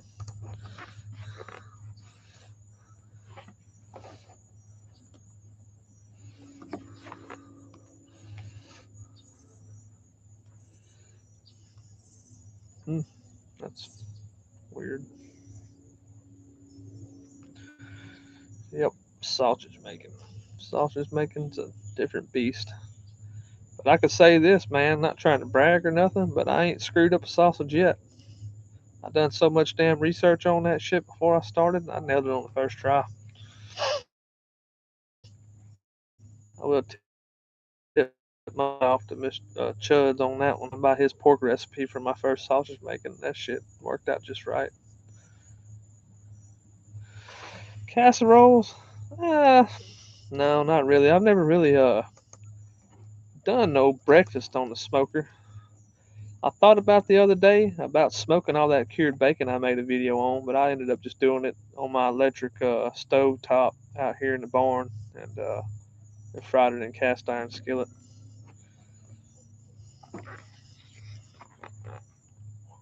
But like I said, that's just something I'm gonna do some stuff like that on that smoker back there before too long.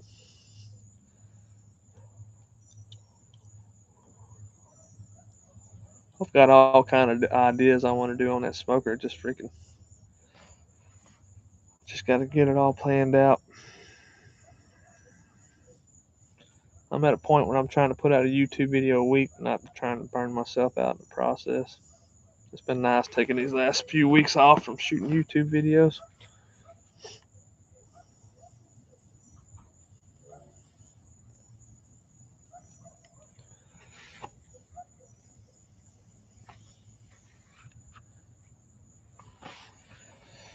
Yeah, yeah, I've definitely put some money into all this, but when I'm doing these cooks, I try to invite people over, and every now and again, I am somewhat funded on some of the meats that I cook. Friends will pay me to smoke them brisket when I'm doing something, or if I throw something up on there, they want me to smoke something. So I ain't too far in the hole as far as barbecue goes, and then as far as my wood goes, I got gas money tied up in a lot of that. I track my own wood down and split it and cure it. So I don't put too much money into the barbecue, just here and there.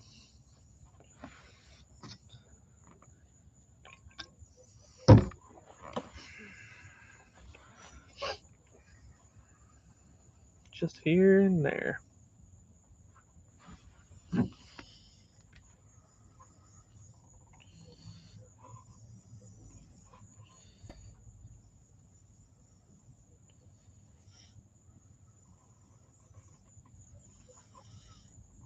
Dang, I don't think Camp House is going live tonight. I thought he was. Just had to break my light out.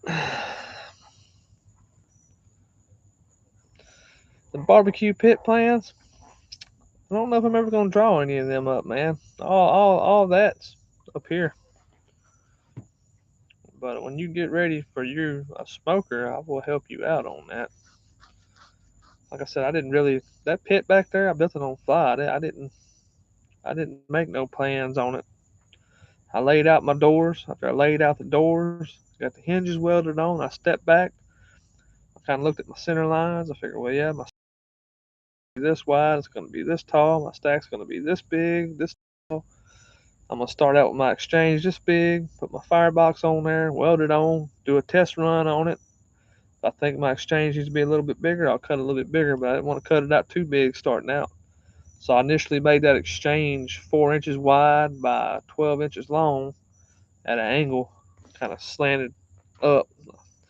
And it wasn't quite drawn the way that I wanted it to, so I went back and I cut it out to 6 inches wide.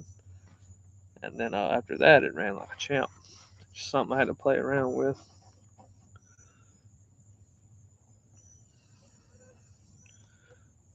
Oh yeah, I smell that smoker going. You gonna get company.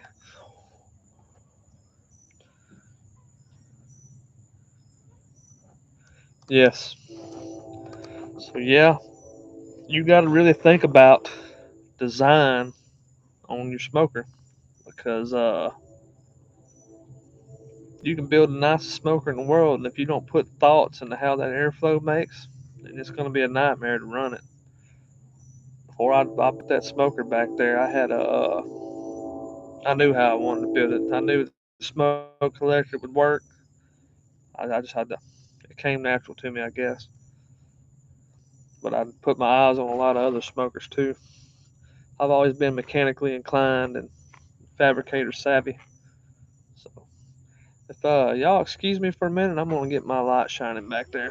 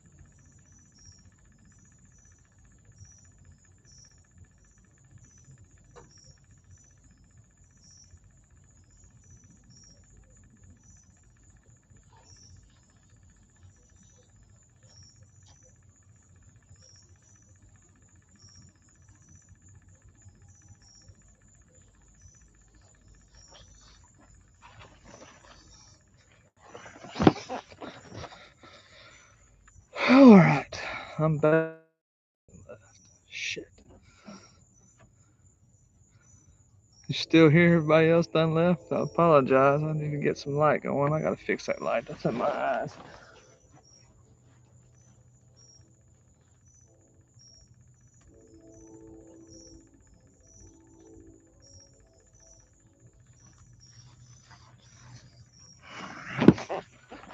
Alright. Sorry about that, guys. Had to get my light situated. Dallas, Texas. Back flushing the pool filter. I got a pool too. It's down the road called a creek.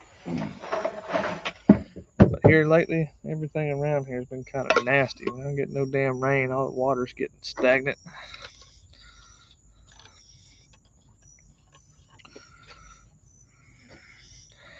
All the water's getting stagnant. We buddies now. Hell yeah.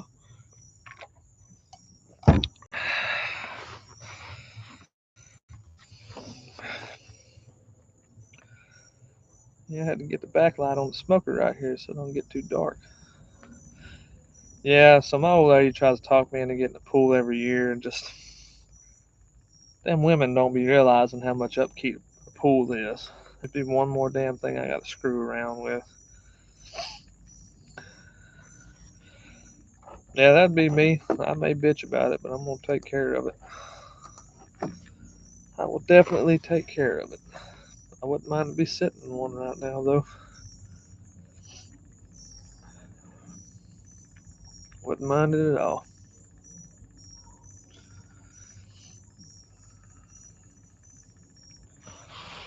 The only thing that's really stopped me from getting a pool is I got a deadgum 5-year-old little boy.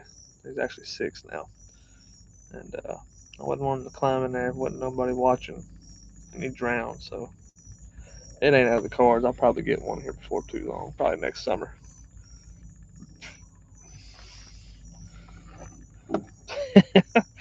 Yep. That's why I'm stocking up on firewood this year, Ted. I think that we're going to end up with one of them hard freezes or historic freezes this year. Every year that we have a badass drought, we end up having a ice storm or a freeze. So I'm freaking. I've been scouring Facebook Marketplace. People around here they cut oak trees down. They put them by the road and put free firewood. So all the last 2 weeks I've been going and picking up firewood and coming back and splitting it. Yeah, yeah. That water freezes. It expands. It'll sure as hell tear your pool up. Ain't no doubt about that. I wouldn't mind having a pool, man. It's just a lot of upkeep. A lot of upkeep.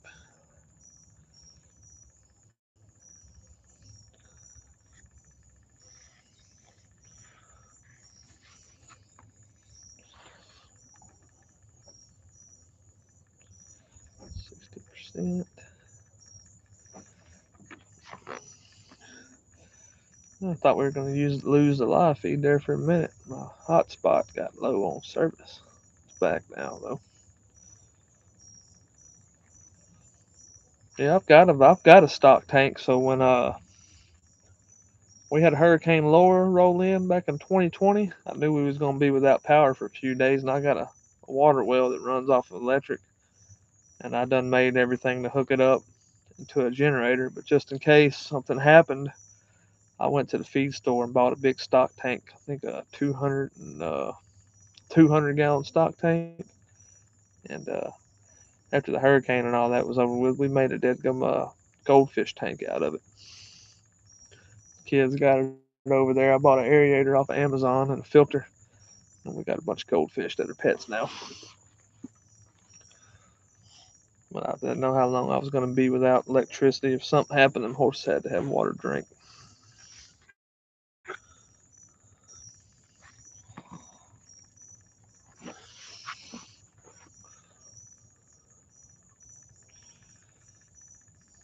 We got 6 people on.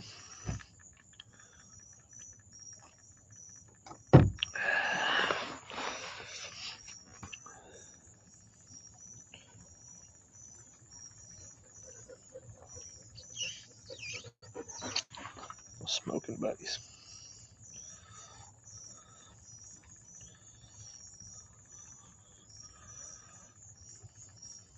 Damn, don't seem like we've been on that long.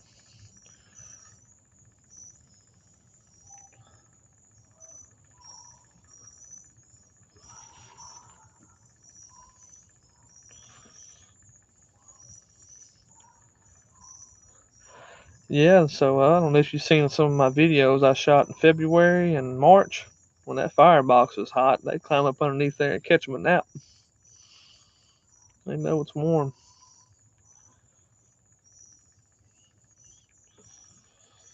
Smoking buddies.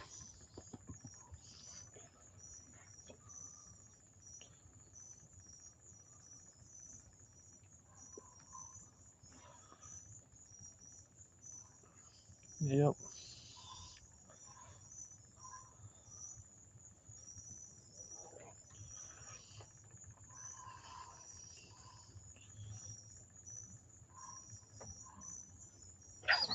Oh, I'm sorry, buddy.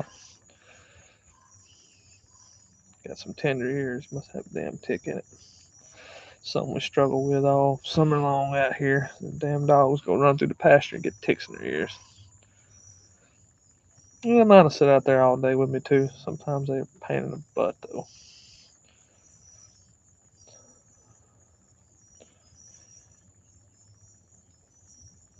They're good dogs though. I don't lose no chickens. They do their job.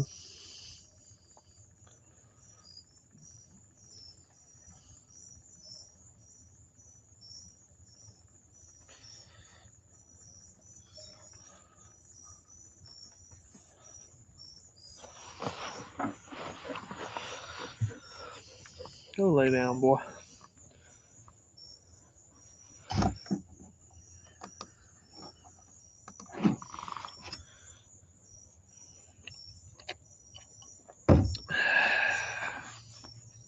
Yep, smoking buddies. I need to put another coat of oil on my smoker. It's starting to get dull. I don't know if I'll cook on that thing this weekend or not.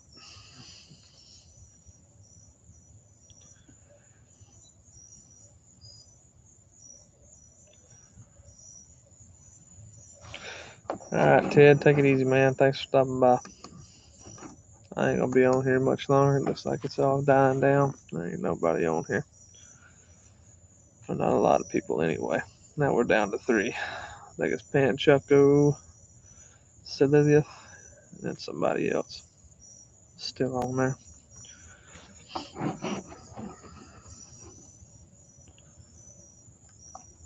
Yeah, I think I'm gonna cut it off here in a minute, unless somebody gets to asking some questions. But yeah.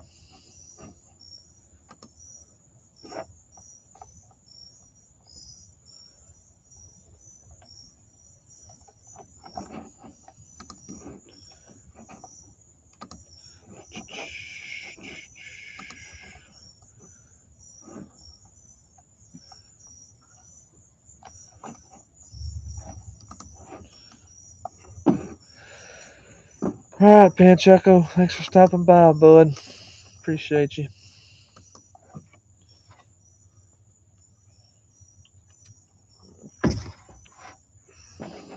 Take it easy, man. Thanks for stopping by. All right.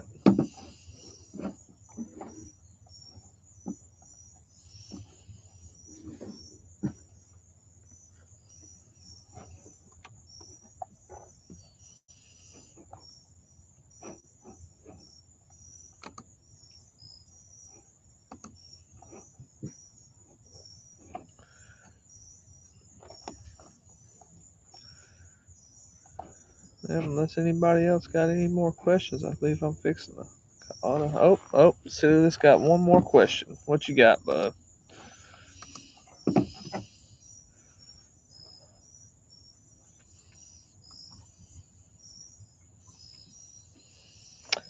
So, I've done put a barbecue sauce in one of my videos with the description in it. far as commercially making sauces and rubs, that's something I'm not doing at the moment. Maybe if I get bigger in the YouTube world, I may explore that route. But trying to think, I think in my Texas style rib video, how to make Texas style spare ribs from start to finish, I put a base for my barbecue sauce in there. When I'm making my barbecue sauce, I don't never measure out anything. I've got, I just I put a I, I put my base in there, and then I'll add a little bit here to taste. Sometimes I like it sweeter, sometimes I like it more vinegary, sometimes I like it thicker. So I posted the base in that video, so you can start from there and then make it your own if you're looking for a homemade barbecue sauce. Here lately, jacking with a homemade barbecue sauce for me ain't worth it because ketchup's high as shit right now. You can buy a bottle of ketchup for damn near what you can buy a bottle of already made barbecue sauce for. And the two barbecue sauces I've been using a lot here lately is the saltgrass spicy and the Terry Black's barbecue sauce. I've That's my two go tos here lately. Oh, Trump Master showed up with a 12-pack. Now we gotta drink it. Louis, back from HEB. I got your messages on Instagram, dude. Everybody else done left.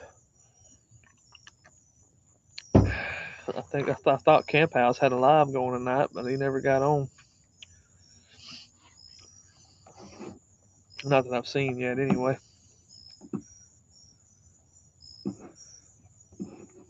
Which barbecue sauce you got, man?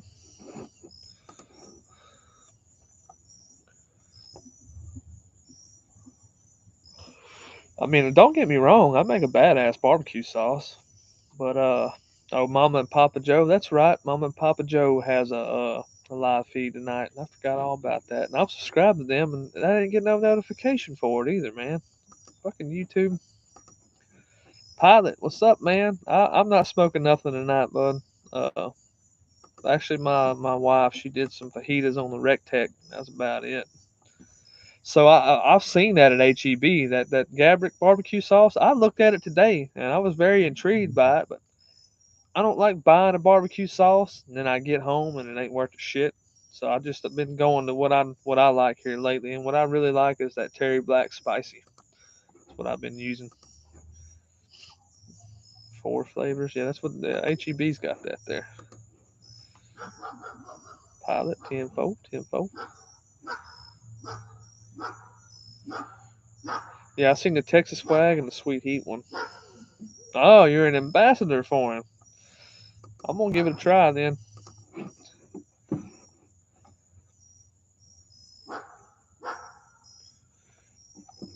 Yeah, I don't give a rat's ass about Sweet Baby Ray's, man. Everybody says, "Oh, Sweet Baby Ray's, man. Sweet Baby Ray's sucks, dude." I mean, what is cheap barbecue sauce, man?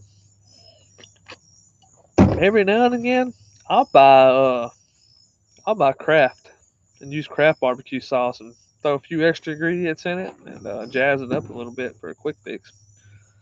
Chicken broth. So I've put chicken bouillon and beef bouillon in my barbecue sauces before, but I can see where chicken broth works. Yeah, it's hard for me to, and everybody, this is an unpopular opinion here, and if I offend anyone, I apologize. But Stubbs barbecue sauce, I think that shit sucks too, man. I don't care about that. I've tried it a few times. It's bland as all get out. I don't like Stubbs. And another one that I used to like a lot that I really don't care for no more is Head Country. I'll use it when I got to. And Allegro barbecue sauce is not too bad. I'll tell you a good one that I tried the other day. It wasn't bad, and I seen it in my local market basket. Was Blue Hogs barbecue sauce. That one was pretty decent. The regular and then the competition blend. It wasn't bad. I put it on some ribs. Yeah, Cattleman's is decent. I grew up doing the Cattleman's. It's not bad. It's a cheap sauce too. Cattleman's and Kraft, they're pretty similar.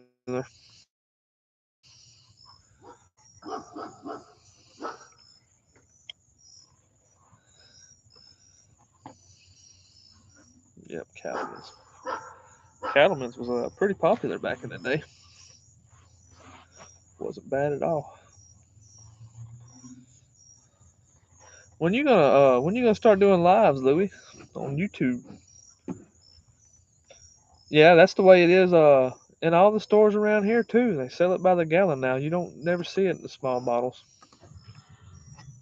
My horses are talking.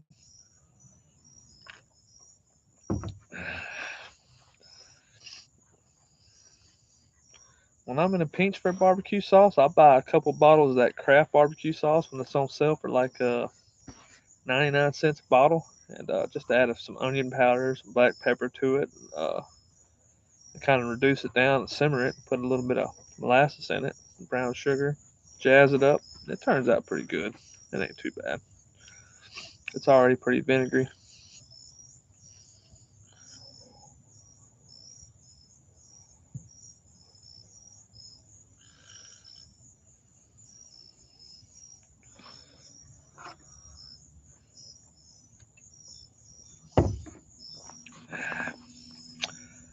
It'll get you out of the pinch, man. But I grew up, that's all that my dad used to buy when I was growing up was Kraft barbecue sauce. So I can deal with it.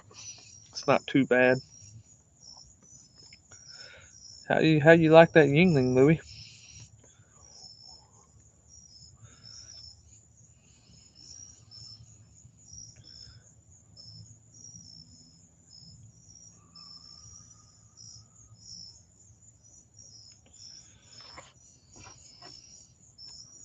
Oh, you gonna drink it tomorrow? You're not drinking tonight? Or you finish off your Tecate? Located in Bleakwood, Texas, southeast Texas.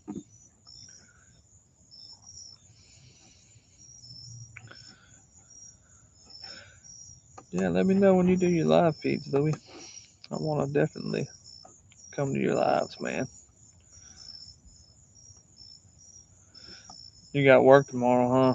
Yeah, I'm off tomorrow. I'm back on my 410 schedule. What part of Louisiana you in, pilot? Lots going on tomorrow for Friday. Yeah, I've got a lot to do tomorrow, but none of it involves work. Thank God. What's up, Fine Swine Barbecue? Thank you, man. I'm glad you like the content. Monroe? Monroe, that's in northwest Louisiana, right?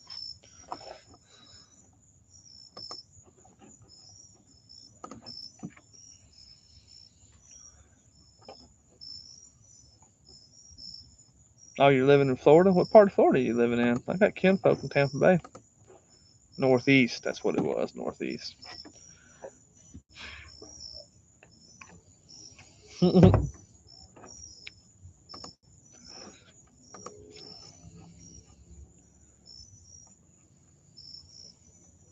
Mount Dora? Never heard of Mount Dora. I'm not sure where that is, where that's at. Ernesto from San Antonio, Texas. Thanks for stopping by, man. What's up? How are you doing tonight?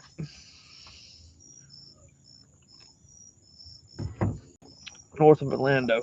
All right, I got you. Right down there in the middle of Florida ish.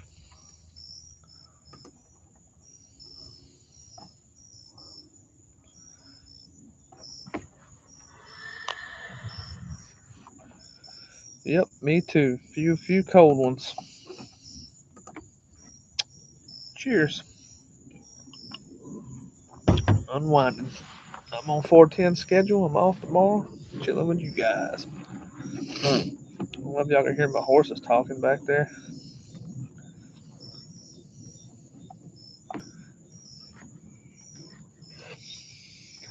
Got an airplane up there somewhere too. Some pecan wood. They don't have pecan wood in Florida. I got plenty of it down here in Texas. So over there in close to where I work in the Groves area, people cut them pecan trees down and put them out by the side of the road for the trash to come pick up. Every now and again, I'll take my truck down there and I'll load up on pecan wood. I hadn't done it in a while, but it ain't hard to find.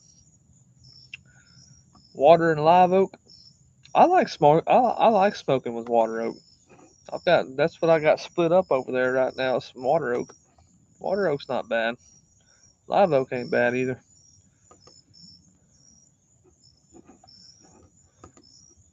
North Florida. Killing you, man. My bad. My bad.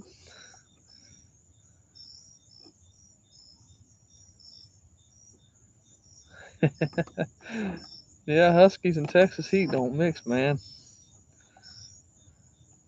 A matter of fact, I've got a buddy of mine just cut down 2 pecan trees on his property, and he don't have a wood splitter, so he's got another property up in Brooklyn, Texas, which is about 30 miles north of him. He's from down there in LaBelle, Texas. So on his way back through, he's gonna bring me a trailer load of pecan. And we're gonna split it up here so he can bring some of it up there to his other place. So I'll have to let it dry out for about 6 or 7 months. But here before too long, I'll have me a pretty good bit of pecan. I do like to smoke a pecan. Pecan's my second favorite. So I classify oaks in itself. Oak's my number one favorite wood to smoke with, preferably red oak.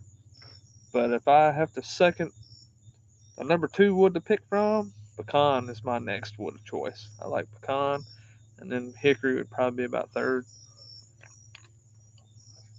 I've got the luxury. I've got a firewood place up here in Kirbyville, Texas, close to where I live at, called American Firewood, and I'm gonna ride by there and snap a picture of that place sometime this weekend and put it on my Instagram. But they've got piles and piles of mixed oak, red oak, hickory, post oak. They got some mesquite, all of good wood, man. Anytime I feel the itch to go, and he'll sell it to you for like 75 cents a stick too. I can just go up there and get 20 or 30 sticks of it just for one smoke. I got that luxury here, right here where I live at. I'll just pull up there and they throw it in the back of the truck.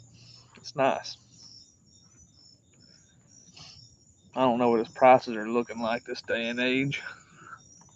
I imagine they done went up with the gas prices. Last time I bought a half quart of red oak from him, it was $230. I'm gonna be honest with you, dude. I don't see what the hype is with post oak. I really don't. I've cooked with it a few times, and there's nothing to me. There's nothing special about it. It's oak. I'm red oak, team red oak all the way. You get a little bit better flavor with that red oak, in my opinion. I think post oak. I don't hate it. I will use it, but I think post oak is blowed out of proportion because of Central Texas style barbecue, and also post oak. The post oak we have here in Southeast Texas is different than the post oak that's in Central Texas. The post oak that's in Central Texas don't get no higher than maybe 20 feet a tree, maybe 30 feet at the most, and then post oak over here gets like 80 foot tall. I think our post oak over here is probably a little bit more dense and burns different than post oak over there in Central Texas does. So I don't know. Probably, that's probably why I can't compare it. But I've had post oak in a couple of Texas top 50 joint barbecue joints, post oak smoked stuff, and I wasn't really impressed with it, to be honest with you. I like mixing red oak and pecan, man. Red oak and pecan mix works well. Ernesto, how's it burn in comparison?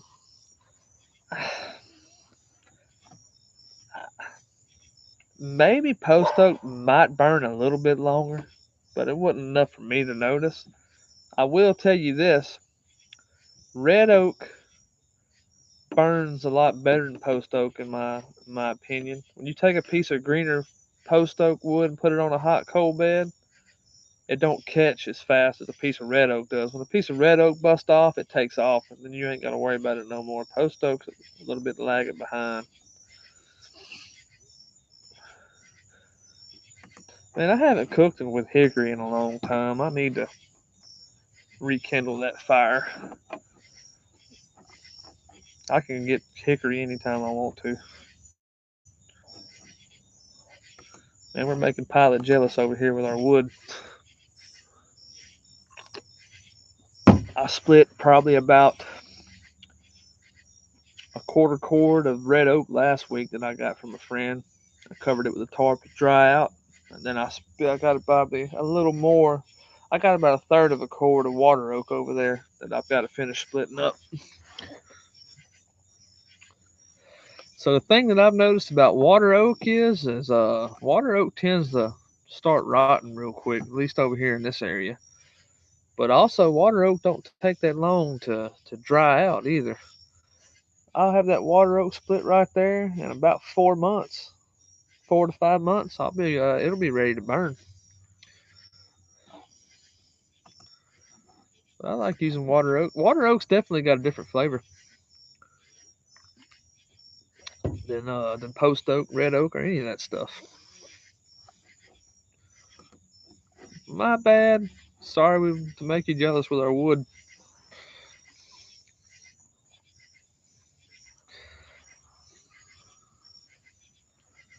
You can never have enough barbecue wood. Like I was saying earlier, I've got on my property right now, I've got probably 2.5 cords of wood here. A cord, half a cord of it is green. One cord burning here about a month, 2 months, and then my other cord of my red oak that I've been burning is already pretty good and seasoned up. And then I've got a quarter cord of mixed oak. And that guy that sells the firewood up here in Kirbyville, he is I don't know if I disconnected there for a minute or not. It said my connection was unstable, but when he's not selling that post oak, he'll throw it in there with this mixed oak. So this last time I went, you can go over there and you can get half a cord of mixed oak for 170. And I've done that a few times. And when he gets too much post oak and red oak, he'll throw it in his mixed oak pile. So you'll get a little, a lot of each in there when you go buy it.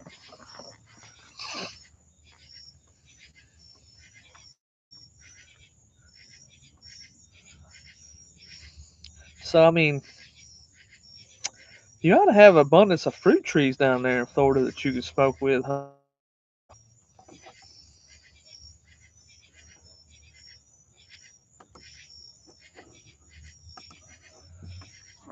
I mean, so I know oranges are real big down there where you're at. Freaking, you couldn't smoke with some orange wood? I would think you'd be able to use that. Or some peach.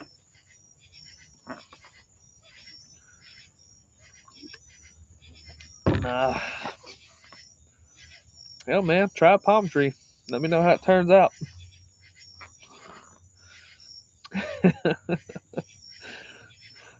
I was reading the other day, just randomly on Google. I was doing some research on wood, and I had a fire pit going. I say the other day, this was back when it was cold. I cut a bunch of tallow trees down on my fence line, and just got a wild hair up my ass and Googled if you could smoke with tallow or not. And believe it or not, people in Japan use tallow to smoke meat. I mean, tallow trees to smoke meat. I was like, I wonder, because I've got a ton of tallow trees around here, if that's true or not. It smelled good in the fire pit, I'll give it that. It burnt pretty good, so I don't know. I wouldn't want to do it on my 250 gallon. That might be something I do later on. Something else. But it did burn good. I will give it that.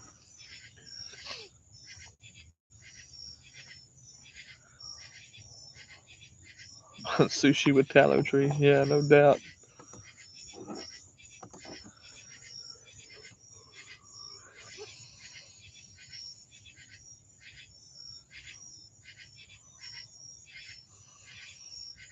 Old tallow.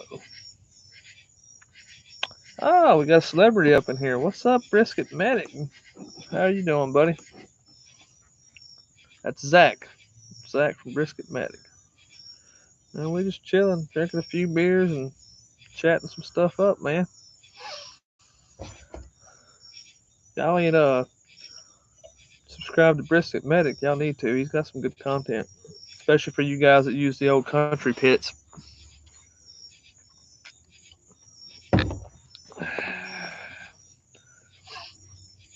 What's the next mod you doing on your Pecos, man? I've been on wanted posters. Oh shit.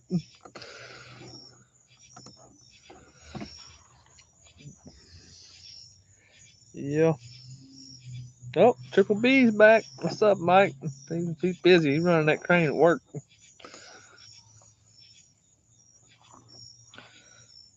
Old Brisket Medic. Oh, so you're gonna put you're gonna weld your fire. Yeah, I think you already welded your firebox door shut. So you're gonna put a shell over that firebox and then close your insulation on it. Then, huh? That's cool.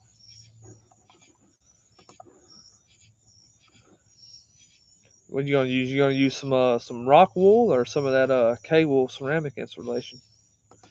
Tell you what, that rock wool works good.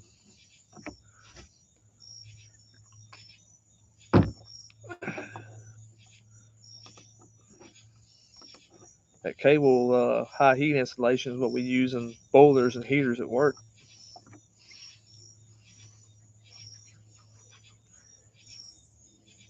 I planned on doing that with my Brazos when I was back and doing mods and it, and I just ended up selling it all together after I built that 250-gallon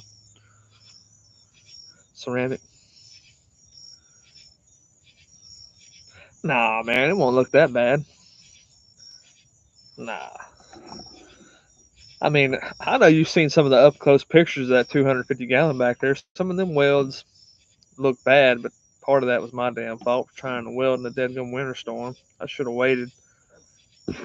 I can weld, but some of them got some porosity in them, and I didn't want to weld back over them and bow my doors out, so I just left it. Most of the time when I'm pointing the camera out, right back here in that corner by the gauge, that's pretty horrendous weld right there. Name it the junkyard dog. Hey man, that's what's up. A part of the reason my welds turned out kind of crappy on that, I'll go ahead and share it with you guys. And that Harbor Freight welder, it's got a little wheel in there that feeds that MIG wire, and each side of that wheel is a different size when you flip it over. And I was running .035 wire, and I had it flipped around to the 0.30. So it was skipping on me and not feeding that wire right. So in return, I wasn't getting the right feed, and I thought it was the deadgum wind was blowing so hard that day too. A cold front was moving in. I thought that's what my problem was. So I sat there, cussed and fussed, and fought that through that whole roll of wire. And when I got done with that roll of wire, I realized that I had that little wheel in there wrong. I was like, damn it. Then after that, it welded like a champ.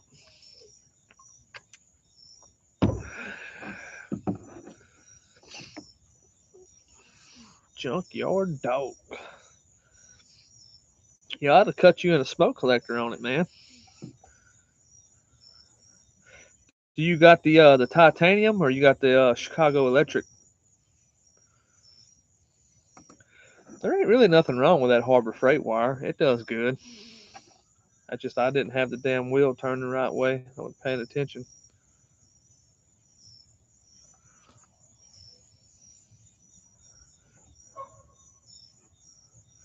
Yeah, if you look at that wheel, if you got the titanium 125 like I got, that wheel, oh you got that Chicago Electric. So that Chicago Electric is a piece of shit, man. So that's the one I bought first, and I brought it home, and I couldn't weld over 3/16 steel with it. It wouldn't weld worth a crap. So I brought it right back and got my money back, and then I got the titanium, the Flux Titanium 125, and that thing runs like a dream. You You get you an adapter, which I ran it off a generator. You get you an adapter from 220 down to 110, and that sucker will burn a hole in that 1/4 inch steel. It works good. It was my fault that I had that wheel turned around the wrong way. If I would have had it the right way, it would have looked way better. And I was flying on that smoker. I only had a couple of days off, a handful of days off to get that thing built before I had to go back on overtime, and I was anxious to get it built and do a cook on it. Yeah, that smoke collector, man. That's what I did with my Brazos. You take a dead gum $1,000 smoker, and if you put that smoke collector on it, it turns into a $3,000 smoker. Pretty much. It'll run like a champ then. No doubt. Oh. And if I ain't mistaken, I think the Pecos is made out of 1/8 inch steel, huh?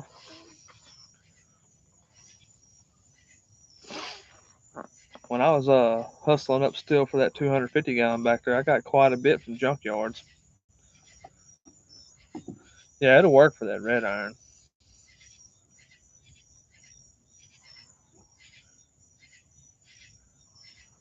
Yeah, so 10 gauge is a step below 3/16. I think 3/16 is either 8 gauge or 7 gauge, if I'm not mistaken. Or no, the Pecos is 10 gauge. Heck, so it's thicker than 1/8 inch. Because I think 1/8 inch is 12 gauge.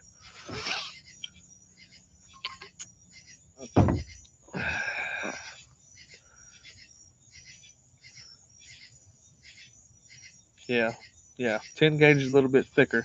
10 gauge is what I built that pellet smoker I got out of. You're right about that. Yeah, I was getting ready to get off, Ted, and Brisket Medic jumped on, and a lot of other people jumped on there for a minute, so I kept going. Didn't want to leave nobody hanging.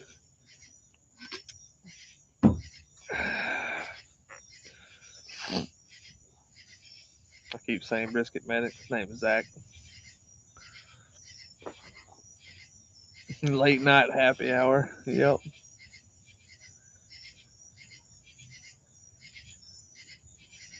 Yeah.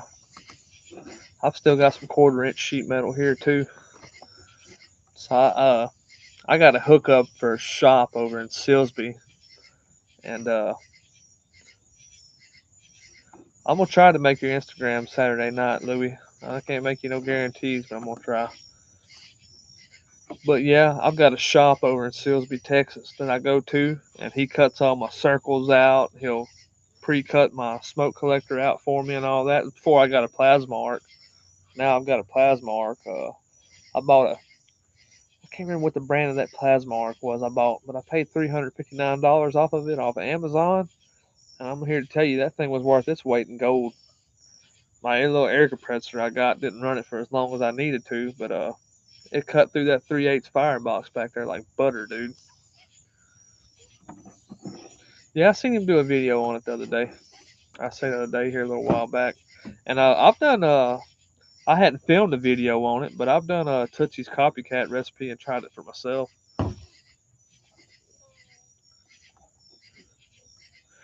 Yeah, so I was real skeptical. So I got Amazon Prime. I wasn't sweating it. If it didn't work, I was gonna send the son bitch back and get my money for it. Uh, trying to think of which one it was that I bought. It was a 50 amp. It was advertised to cut up to 7/8 of an inch of steel, and then a 1 inch severance cut. But yeah, it did the job, man. I didn't use it to cut my doors out because I didn't want to bow the propane tank with the heat, so I cut the doors with a Metabo. But I used it for everything with it. I coped the firebox for the smoke collector. It worked dang good. I didn't have no 220 amp out here in my barn though, so I ran it off my generator. Got a freaking Harbor Freight 9500 watt generator that I ran everything off of.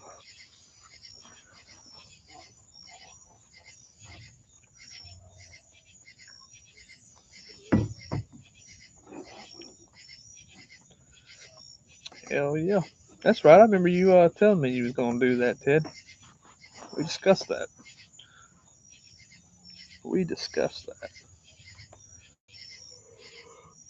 You know, a lot of people take for granted these cheaper pieces of meat. Everybody gets caught up in beef ribs and brisket and all this stuff, but man, some of the best pieces of meat are fucking thick cut pork chops, freaking pork loins, chicken quarters. I mean, there's all kind of stuff.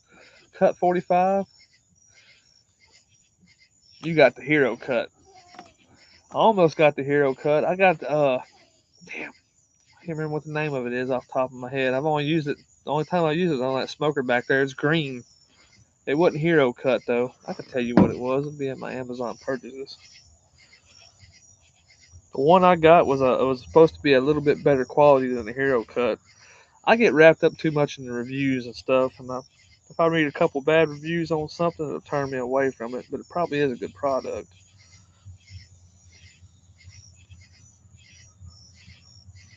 Let's see my orders.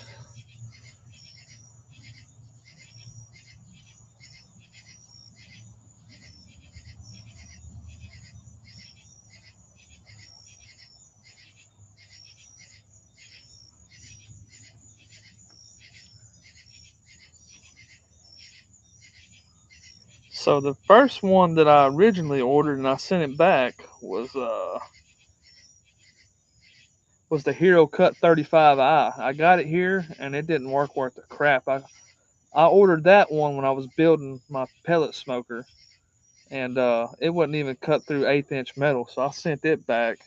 And then I got the Reboot plasma cutter, and that Reboot plasma cutter, the 45 amp is what it was. Uh, it was dead gum, or 50 amp. It was worth its weight in gold. And heck, the price done went down on it. That thing's $280 now. I paid $380 for mine. Damn it.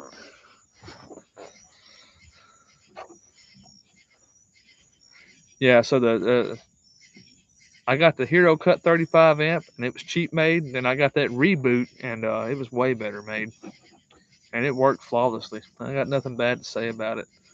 But I did read a lot of damn reviews. I get hung up in them, man. Yeah. So after getting burned a few times, I do read them dadgum reviews now. Too damn high. You ain't lying there. But yeah, that Reboot plasma arc, that's a good plasma arc cutter. I can vouch for it. But I ain't put it through no heavy duty shit. I've just been putting it through a few things here and there. I don't know how long it hold up if you went to using it every day.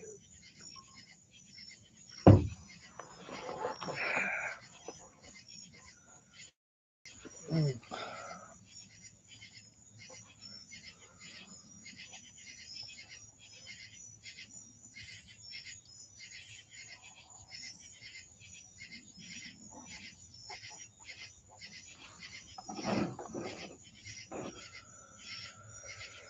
Well, guys, I believe I'm fixing to go ahead and. Hey, man, CNC tables are nice. That guy that I go to that hooks me up on stuff that I can't cut my plasma arc, he's got a CNC table, and he cuts stuff for me all the time. That's some cool stuff right there. Green Mountain Fab. Nah, check him out, man. I like following them welding channels, plasma arcs and stuff. I like that kind of stuff, man. That knocks my socks off. Take care, Trumpet. Louie, I'll try to hop on your Instagram. Well, Sedilius is back. We're still here. Still here.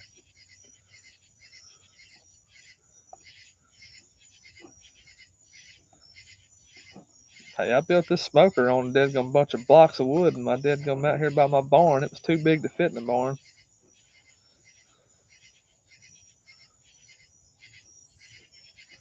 All right, Zach, be careful, man.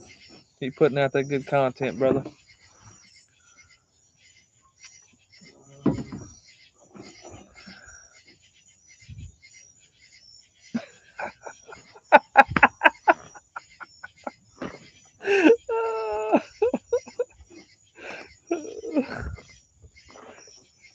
He shit in the yard, didn't have doggy bags, so the owners gave me their 2 cents. That's why I don't like living in the city. I got 10 acres right here to myself, and I've got 2 neighbors that I got to deal with, and we all get along, so it's all good. He's building a 330 right now. So I got a buddy come this fall. We're gonna build a shop over at his house, and he's got a high dollar plasma arc and a high dollar welding machine. And he's fabricator savvy like me. Me and him are gonna start building and selling smokers come this fall. A little bit of side hustle. Probably gonna call them MJ Smokers, Mike and Justin.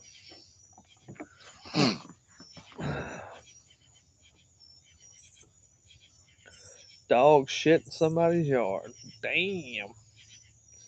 City slickers don't like that.